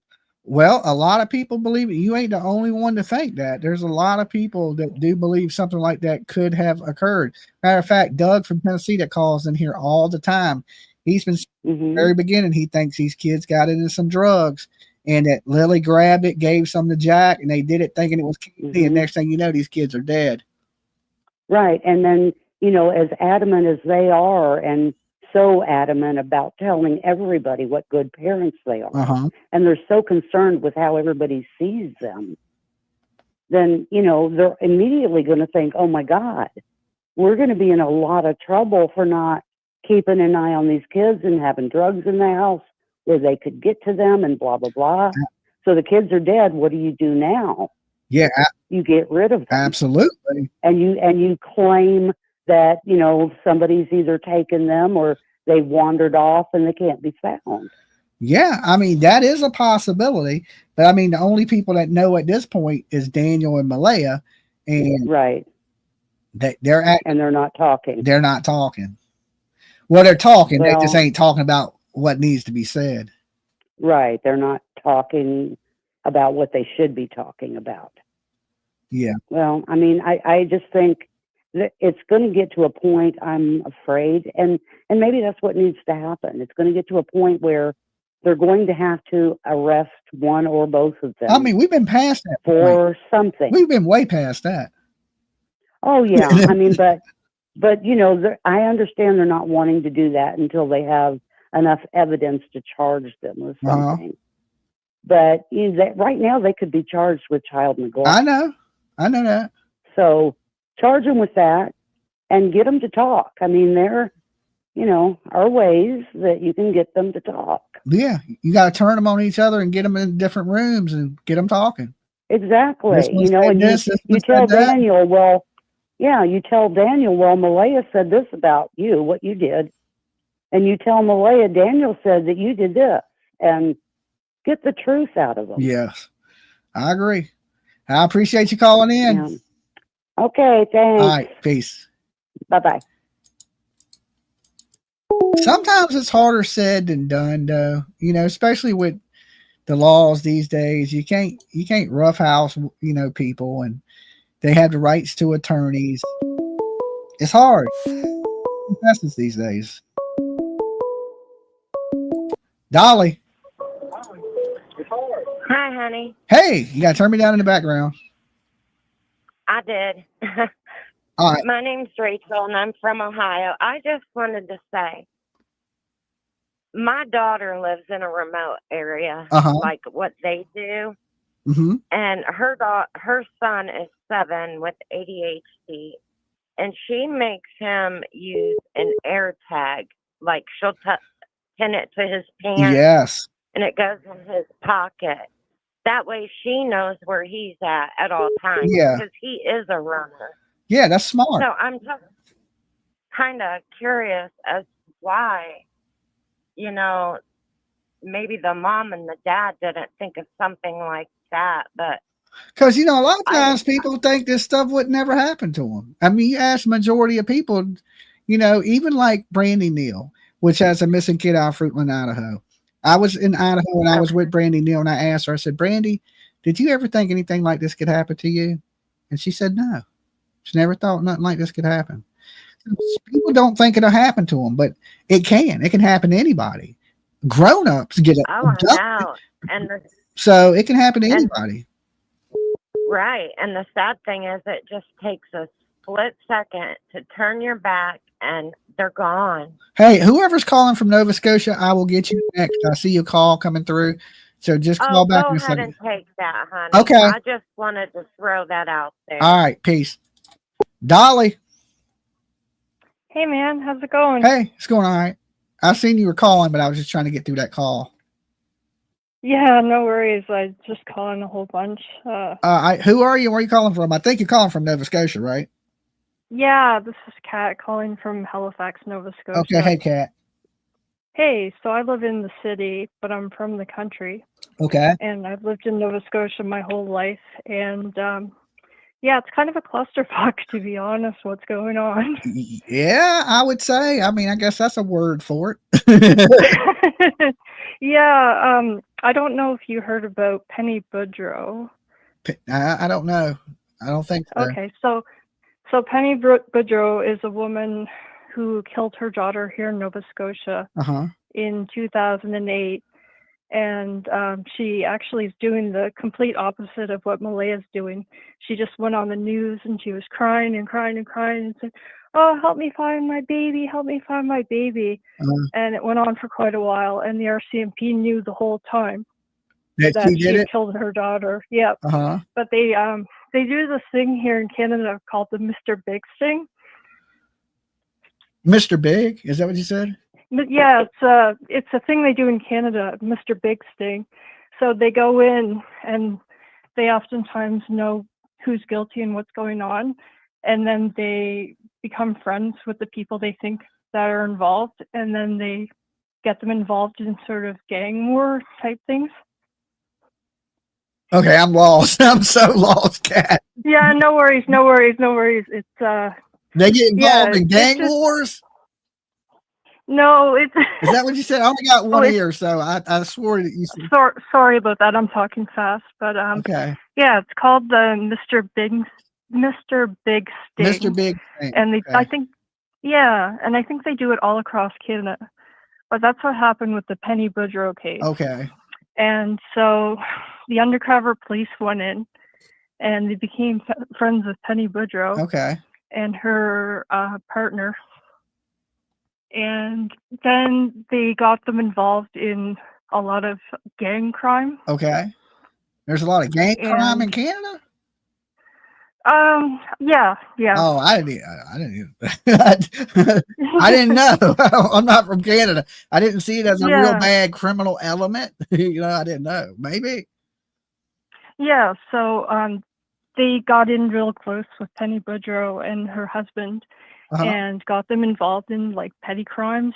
Okay. And in order for them to move on to like talk to the big boss, they had to tell the criminal gang about basically, oh yeah, I committed this crime. And anyway, she ended up telling the police that she murdered her daughter. Oh. And that so she can move up in the gang. Yeah, exactly. Okay. I understand it. I understand the concept of it. Yeah, so that happened in 2006. And when did they arrest her? I'm not exactly sure. I think it was like 7 months later. Okay. But they were just building a huge case against her so that they were able to have like a airtight case against her. Okay, I got you. And yeah, so she killed her daughter. Her daughter was 12 years old. Did they recover? Did they ever recover the daughter? Okay, that's good. They did. And the reason why she killed her daughter is because her boyfriend didn't want kids. That's insane. Oh my God. That kind of reminds me of Megan Boswell here in the United States. Was a girl that had got a new boyfriend that worked at a chicken shack, and she murdered her kid because she didn't want to have a kid, That's so messed up. Yeah. Wow. Anyway, so this week, actually, she's getting out of prison for a 60-day unescorted pass. What? What the hell is going on? 60-day, you get a unescorted. They just let you out of prison? Like, here you go. Go ahead, go. Yeah, not typically, but. So she gets 60 days of just free. She on vacation, prison vacation time, but she. Pretty much. Damn. Yeah, it's really messed up. If I go to prison, so I want to go to prison in Canada. So I think a lot of people here are remembering that case with Penny Boudreau, and they're thinking that Malaya is guilty. I think Malaya is guilty. I think Daniel knows what happened. He's just covering for her. I think the same thing. I think Malaya is guilty, and I think Daniel is covering for Malaya. Yeah. And I don't think there's any chance in hell that those kids are in the woods. And even if they arrest her now, I feel like she's going to be on vacation. No. She's going to get 30 days to hang out. All right, look, you got 60 days and then come back. We're going to lock you up. Yeah, it's pretty wild. Every 3 years, you get 60 days. Okay. I wish they'd do that here in America. Oh, I don't know. I don't, because I didn't ever be a bunch of criminals running the street, and I ain't a criminal, but so it. Yeah. And another thing about Nova Scotia is we actually have the highest human trafficking rate in all of Canada. I don't know if that's something to be proud of. No, it's not at all. I don't know, that's a good thing, dear Kat. No, so they often move them from Halifax, where I am, and then they move them west to the bigger cities like Toronto and Montreal, Vancouver, and then they go out to the States or wherever. Okay. You know what I did today? So I'm not sure if that's what happened. There were some geese walking across the street, and they were going kind of slow. There was a whole line of them, and I cut the line. Okay. I did it. I am guilty of it. They just stopped. I didn't run none of them over, but I was like, I ain't waiting for all of them. So I seen a little break in the pack of little geese walking across the street, and I was like, okay, I think I can make it. And then I eased in, and then they were looking at me like a gang, and they were like, but I made it. That's funny that you mentioned that, because we actually have gangs of geese in Dartmouth. They mean. The damn geese are mean. They're the meanest thing coming out of Canada, them damn geese. Yeah, they actually have a crosswalk in Dartmouth, and the traffic stops for the geese, and they cross the road into the And PJ was screaming, "Don't hit that goose!" You know, and I was like, "I'm not. I'm just going to ease in and make a way," because it was like 300 of them. So it was like, I ain't waiting for 300 geese to cross the fucking road. That just ain't happening. We making a break here. We're gonna force our way in like New York traffic, you know. So hey, I appreciate you calling. Yeah, no worries. Thanks. All right, you be good. Peace. Bye. So yeah, you got to watch out for them. And there's one that always, like, we go to Olive Garden every now and then, and there's one that lives at Olive Garden. Even it nests out front. They take it out there and they put water and food and shit out for it. That goose, whatever the hell it is the meanest damn animal around. Like, every time it has beef with me for some reason, like, it's just eyeing me. Like, this is no lie. So I'm walking in, right? And you know, the other day, I have the ear infection. I had the tooth pain. My whole face hurts, right? And I'm just in a bad mood. You know, Dolly, I'm always in a good mood. But this day, I won't. I was in pain. And this goose is walking up on me like it wants to fight, right? And I looked at PJ. I said, listen, this goose attacks me today. It's picked the wrong day to do it. Okay, because there's about to be a goose homicide that goes down in this parking lot. Because I'm going to tell you now, if this goose comes at me, I ain't playing. I ain't playing with it at all. I mean, this damn thing's going to pay the price today, right? It's going to pay the price. So we had a little Mexican stare down, me and this geese, and we eyed each other, right? And I think it knew. Like, it knew it wasn't a day, right? It was like, okay, yeah, this dude looks serious, right? Like, we were like eyeing each other, right? Yeah, go ahead, make another step, right? Watch what happens. So I go sit in the restaurant. I go to my table. The goose walks around the building to where the windows are and where my table's at and stares at me the whole time I'm eating. I cannot make it up. I was like, PJ, why is the goose following me? Like, why is it mugging me from outside the fucking restaurant? Right? Why has it got beef? Right? What did I do to the damn goose? Right? That's a true story. I can't even make that up. Right? So you're beginning to think it's going to be a cold case. Them animals are mean, man. Canadians, take your damn geese back. All right, y'all can have them. Them bitches need little green cards around their neck when they fly into America. We want to see some passports, okay? Oh, yeah. Send ICE to get them bitches, okay? ICE agents rolling up. Dolly. Hey, Dolly. Hey. This is George down here in Houston. What's up, George? So I heard about your ear infection thing. Yeah, it sucks. Oh. It's getting a little better though. I can touch it now at least. Barely. If I touch it hard, it hurts, but I just got a short story and then I'll let you get back to all your stories. But years ago I worked in an auto parts store and we all used to pick up the same telephones to answer calls. And we all ended up with some kind of scaly earlobe infection thing. From the phone? From picking up the phones and everybody holding the phone up to their ear. Wow. You remember those days when there wasn't no cell phones back in them days? Yeah. I mean, I know what a phone is, a house phone and regular phone. I get that. Right. Yeah. Right. So you got and you did it again, 6 or 10 people emoji. Using the same damn phone. And then everybody ends up with this damn ear fucked up thing going on. Yeah. You know what they do in jail with the phone? And that was nasty. You know what they do in jail with the phones? What's that? They put a sock over it. So if you're going to use the phone, you put a sock over it and use it with your sock over it. Well, that's a good idea. Yeah. I mean, that's how they do it. I never knew why they did it. I mean, because I knew people had germs, but I didn't know you could catch an ear infection from somebody or ear bacteria. Like, I guess that's what an ear infection is, some type of bacteria. But yeah, in jail, they put socks over the phone. Yeah. Well, that makes good sense. I guess. But that's what happened that's what happened to me in there. I mean, I guess we all had it. I don't know, but no, I know a dirty phone then got your ear infected. Yeah, and you got pink ear. Somebody called it pink ear.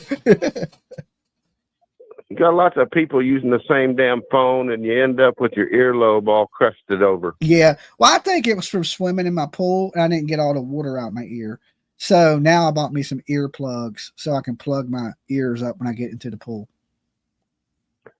Hey, you know what I do is I put some alcohol down in my ears. Okay. And well, we don't want to go into medical advice because we're not a medical channel. YouTube's weird about that stuff when you start talking medical. Well, I'm just saying that works for me. I put some alcohol down in there and run it around with a Q-tip, and my ears are good and clean. Okay. All right. What do you try it? I ain't trying that. I'm going to do what the doctor told me. All right. But anyway, George, you be good. Buenos dias. Come back and see us. All right. Peace. Now, listen, I'm going to do what my doctor tells me. You know what I'm saying? It didn't include none of that shit he just said. Dolly. Hey there, Dolly. Hey, how's it going? It's a going. This is Jen. Hey, Jen. How's your night? Oh, it's a pretty nice night. Okay, actually, cool. Little cool here. It's hot here. Yeah, we were in Virginia. It is so hot. It's been so hot today. Oh well, we got a cool evening. It's about, I don't know, 60 degrees. So okay. It's a nice night. Okay, cool. You know, you guys are having a conversation about these phones. And I used to also do hotel work. Okay. In a lot of hotels. And if people would have just only unscrewed their phones and cleaned them, the first time I unscrewed a phone to clean the inside of it out, I dropped it. Oh Lord! Lord! Like, oh my Oh God! I ain't never thought about that using a hotel phone. I've never thought about the whole. I don't get ear infections. I think this is the first ear infection I had as an adult, and I'm 50 years old. Right, so usually I grew up eating dirt. I usually have a really good immune system, and stuff don't usually get me. But as I'm getting older, I'm realizing I'm falling apart. So, can you hear out of it? Out very, very little. So, and yesterday I couldn't hear out of it at all, but today I can hear out of it a little. And the swelling is going down a little bit, so the medicines I'm taking are working. I can still feel it a little bit in my face, but nowhere near as bad. So it's helping. It's just a slow process, and I can touch it. Yesterday I couldn't even touch it. So I would say I'm on the uptick. Well, I hope your hearing comes back, quickly, and when it does, I hope it doesn't hurt. Yeah, well, sometimes I think it ain't bad to be deaf, because then you ain't got to hear a bunch of craziness. I didn't hear nothing you said, I mean, I've had that happen to me before, and I don't. I guess it was from a shower or something, and something got in my ear, and I was like deaf. Yeah, for like 3 months. Yeah, I was in the car with and I thought I was in the car with PJ. I thought it was never going to come back. Yeah, I was in the car with PJ and her daughter, and I had the window cracked. So in this ear, I could hear the wind blowing, and then in my bad ear, they were talking to me. And I remember looking over and saying, I was like, I can't hear nothing y'all saying. So if you're talking to me, you're just talking to talk, because I can't hear none of that. Right? Like I couldn't hear nothing they were saying. I could hear they were talking, but I couldn't make out what they were saying. So, well, my hearing finally did come back, but when it did, it like I could hear this crackling noise, and then a pop. Oh, did you have something going on with your eardrum itself? Did you have an outer ear infection or inner ear infection? It was like it had to have been an inner ear infection. Yeah, I have an outer one. It's like a lot of people call it swimmer's ear, but my eardrum is fine. Like my ear itself, like it's fine. It's just the outside of my ear that's infected. Well, I don't know what I had. All I know is I couldn't hear out of that ear for like 3 months. Oh wow! I kept. Yeah, I'm like, God, I hope it comes back someday. Yeah. But anyway, that's all I wanted to say. If people still have rotaries or anything, wipe them off. Yeah, okay, that's a lesson learned. I know now. I cleaned my headphones yesterday. Well, even now, your phone now do it. Even your handheld. Yeah, but I think to myself, like my headphones, I was like, I don't think to clean them because I'm the only person that uses them. But I guess I do get a little sweaty sometimes. There may be some sweat on them, especially with it being hot in the studio. So I cleaned them yesterday because somebody said maybe you need to a little hair. I ain't never cleaned them. I was like, I've never cleaned these headphones, but I hit them with an alcohol wipe yesterday, so I think I'm good. Yeah, just keep it all clean. All right, you be good. Okay. Hey, thank you very much. All right, peace. Yeah, be careful. Yeah, but I don't think that's how I got it. I don't think I got it from a dirty phone or headphones. I think I just didn't get all the water out of my ear, and I've been, I got that pool, and I've been swimming a lot more than I usually do, and I think it's just from that. Dolly. Hello. Doctora Latina. Hey, Dr. Latina. How you doing? I am worried about you. Are you? I'm falling apart. Well, I am too. Yeah. But, we all fall apart at the same rate pretty much in life. But listen, I was thinking, I don't mean to get into your business, but I know you've got this tooth and extraction and then the ear. Uh-huh. And I guess last night when I was hearing about this, when I was listening to you last night, I was thinking about, don't you have a stent from your cardiac issue? Yes. I really, really, really, really, really hope that your doctor who's treating your tooth is aware and is covering for the stent with antibiotics. Yes. Definitely? Yes. Yes. Okay, good. Good, good. Yeah. The other thing is, go ahead, I'm sorry. Even what they changed them, because when I went to the first, my dentist gave me something, right? Because I don't want to say names or anything, because YouTube's kind of funny about that. No. And then when I went to the doctor for the ear infection, he was like, well, I'm going to give you something for the ear and your tooth. So you only have to take one instead of having to take a whole bunch of different ones. So he prescribed me something new for my ear and my tooth. And he was aware of my heart condition. So are you like on clindamycin or something? I don't know. I don't know. I don't know. So, well, listen, so they're covering all bases, basically. Yeah. And it's going away because today I can hear a little bit and it's not so sensitive to the touch. So I think I'm on the uptick. Good. All right. I am so tickled because I was really worried about you and I didn't want to get into your business. But then tonight again, you were mentioning about your ear and your tooth. And I thought, let me just give a quick buzz and just touch base with you. Yeah, it all kind of just hit me at once, you know what I'm saying? So it is what it is. I get age catches bless up. Your heart. Age catches up with everybody, I guess. It does. You know? It really does. Well, bless your heart. Bless your heart. And I just wanted to say hello and wish you well. And you know, of course, I listen and listen and listen and listen. I think I fell asleep to you talking last night, but it was good for my insomnia. Okay. All right. Well, thank you for checking on me. You too. Bye-bye. Okay. You take care. Bye-bye. All right. See, that's why it's good to have doctors that watch, right? Check it on Dolly. Look, I'm good. I'm good. And trust me, I listen to everything. I don't listen to anybody on YouTube. Everybody here is like a witch doctor. Or, you know, they got all these remedies, you know, fucking stick an onion in your ear and do 3 circles and a rain cloud will come and next thing you know, your ear is healed. I don't do any of that stuff, guys. I go to the doctor, I listen to the doctor, and that's it. You know what I'm saying? So I thank you for everybody's concerned, right? But just know I got it under control. I want to live just as much as you want me to live. Okay, I ain't trying to leave.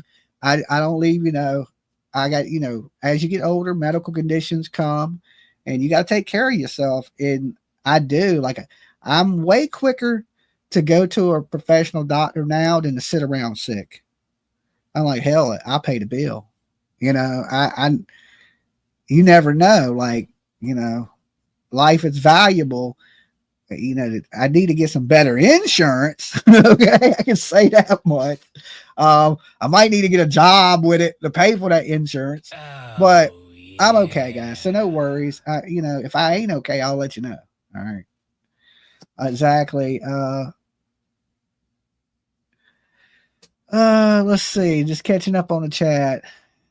But I don't want to get so off topic. A lot of callers we've been off kind of, you know, skated off a topic of what we're dealing with. Are these kids ever going to be found? And, you know, I honestly think that this is going to be one of those cases that go on and on unless they make an arrest. Dolly. Hello, Dolly. It's Short Legs. Hey, Short Legs. From New Jersey.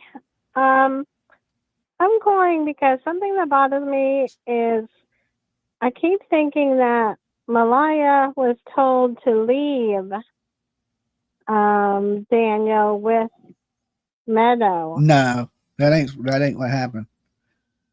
And I think Child Protective Services wanted them split up. I don't think in the beginning she left. According to Daniel, she left on her own. That once she talked to her mother, she left. It didn't have anything to do with CPS. Yeah, but the police were there, and probably somebody from the child services was there because it's missing children. And the police probably I don't know. Didn't want her staying there. I mean, they ain't said that. And they probably said, you know, maybe we should take Meadow away. Why would they take her away if it's just 2 kids that are accidentally gone? Right, if two kids are accidentally gone and there's one still there, and these two people lost two children already, they're gonna be leery about leaving that baby there. Yeah, I would guess, but according to Daniel, it had nothing to do with that. It had to do with they were going to send the baby to go stay with Logan, and that was the plan. And then she got with her mother, and she took the baby and left. She didn't have to leave. The reason they told her to leave. I think they wanted the baby not there. I think they wanted the baby somewhere else. Possible.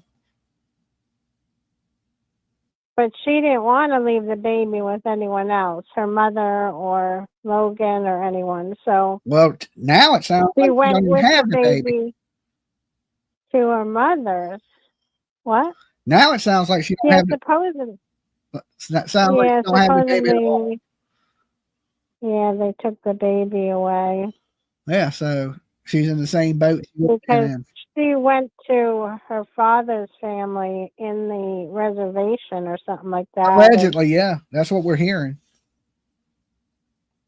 And that the Child Protective Services wanted the baby to stay with the grandmother. Did you send me a Fendi bag?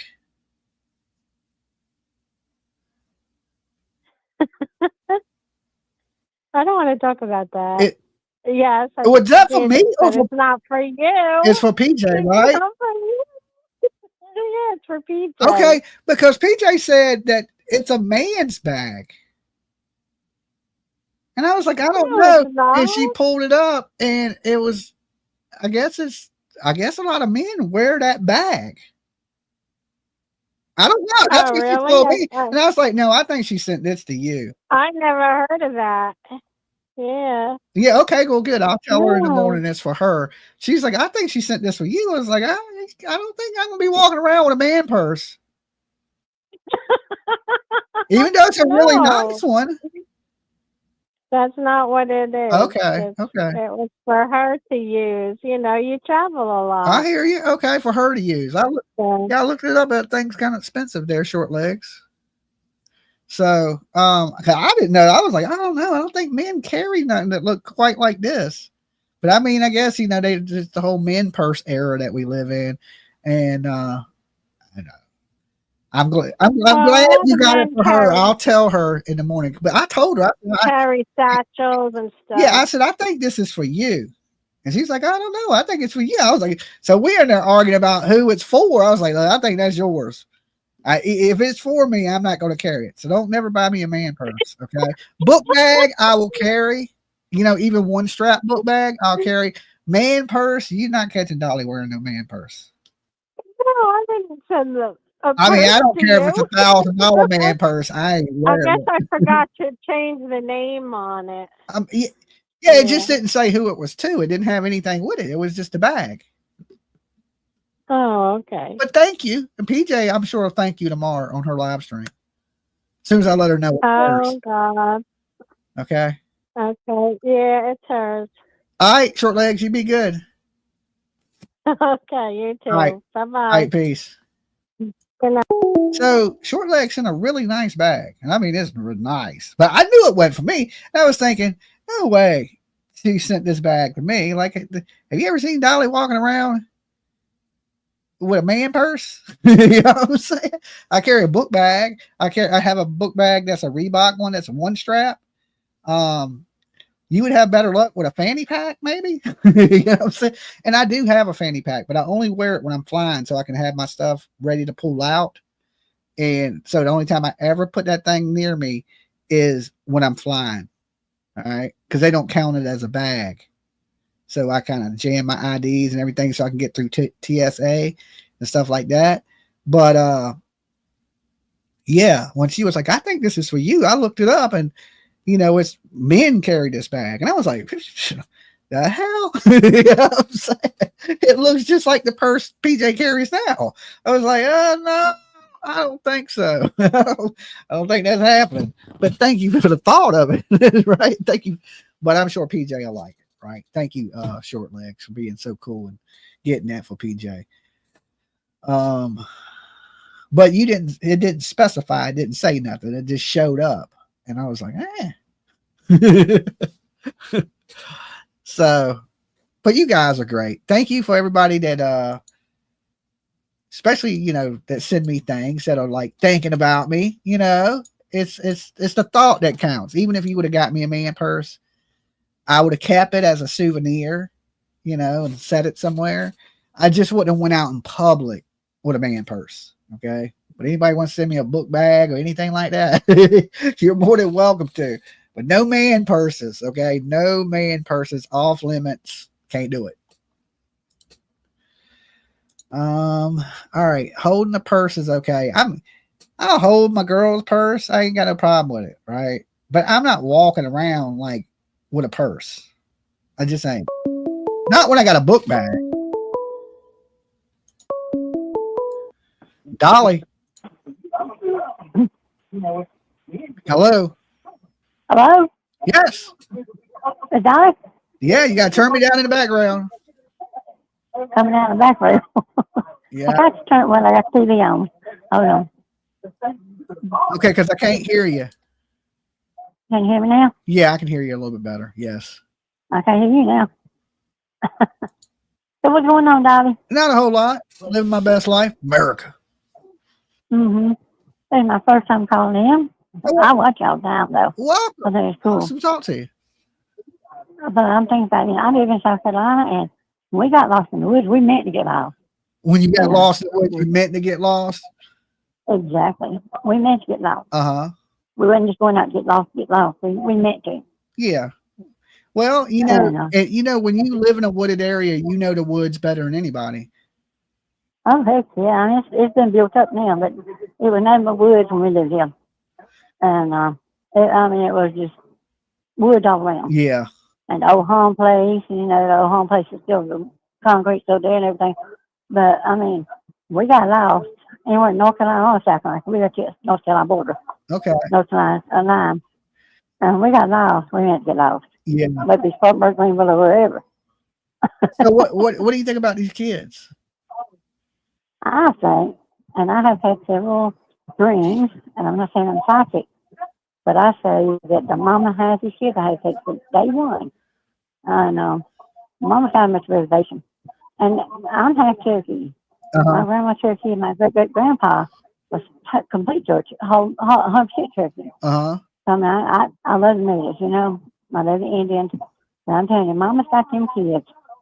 I don't know why, but Mama's got them kids, and she got a nice reservation. Uh-huh. I came more once. So, You think they're alive and well just being hid? Oh, yeah. I think they need to take some drones or go out there and search that reservation. They'll find them kids. I kept saying, why are they searching the woods? Why are they searching the woods? They ain't in the woods. Yeah. They'll find them. Yeah, they ain't in the woods. You would have heard them. They're not in. They ain't in the woods. They just done found them. And I think that one footprint could have been Malaya's. I didn't check her footprint and see what high foot she got in a low one, small feet. I don't. I got big old boat feet, you know. But you got them big old South Carolina feet. Hell yeah. But flat-footed. But you know, a lot of women have these little bitty feet, and you know, they wear size 6 or whatever, and you know, if they dig their feet out there in the woods, they say it wasn't no kids' footprint. They didn't knock that out. Uh-huh. So now maybe they need to check Mama's footprint and see what size it is. I got you. Yeah, I mean, I don't know. They just said it was a small footprint. They didn't, specify. I don't know how small Malaya's foot is. And there's only one footprint. What kid only has 1 foot? Well, person only has 1 foot. Yeah. And if they walked them out to the car or whatever, out to the road, there'd be footprints. So I had to get them out. Unless they hopped out there on 1 leg. I mean, unless they flew over to my man and went in the car. Or unless an emu kidnapped the kid. Yeah, like the black door or whatever. Uh-huh. I was all in that story now. I'm all into paranormal now. I was all in that stuff with the black door and all that stuff. Uh-huh. I was all in that. Oh, is it? No. I got you. I was all into that, but then it turned out it wasn't right.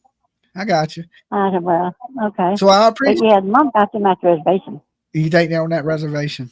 Okay. I mean, it's possible. I mean, I lean more towards, I think something bad happened, and it just sounds good to say they're on the reservation, but there's really no proof to that, no solid proof. I just didn't think in my mind, you know. And another thing, you know, natives' popularity it's a lot of them are poor, and at $150,000 reward, one of them natives would come forward and say, "Hey, these kids on." No. You don't think so? No. They take care of their own. And if one of theirs, you may be right. They're not going to knock them out. They're not going to knock them out. All right, Carolina, you be good, and I'll talk to you next time. All right, thank you. All right, peace. Don't worry, guys. I speak Carolinian, okay? I live in Virginia. I'm on the border of North Carolina. So, trust me, I've dealt with plenty of people from North Carolina, the sticks of South Carolina. It's crazy, you know, that I understand her because I'm from Georgia. But you got to remember, I've lived from Georgia to Virginia, so that covers South Carolina, North Carolina, you know, so I can make out what people are saying. The hardest ones to me sometimes is people from Kentucky. I have a hard time sometimes making out people from their little even too country for me, right? So please have resolved this. We'll resolve this soon. Can't have another Summer Wells Bass and Rogers. I hope that is the case, that they come up with something and figure this out. But I think I'm gonna get ready to get out of here for the night, guys. It's been great hanging out with you. Now, y'all tell me what y'all think, you know, about the developments and what, you know, the mom had to say, that Daniel was trying to steal from her Temu account, that he's over concerned but don't care about the kids, that he's still trying to contact her. But yet this woman ain't doing nothing to look for her kids. To me, she's winning Bad Mother of the Year 2025. What a shitty person. That's what I think. I know Daniel don't want nobody saying nothing bad about Malaya. Then she needs to act right, and she is not doing that. So I will see you guys in the next video. Until then, be safe. Remember this: if nobody else does, Dolly loves you. Peace.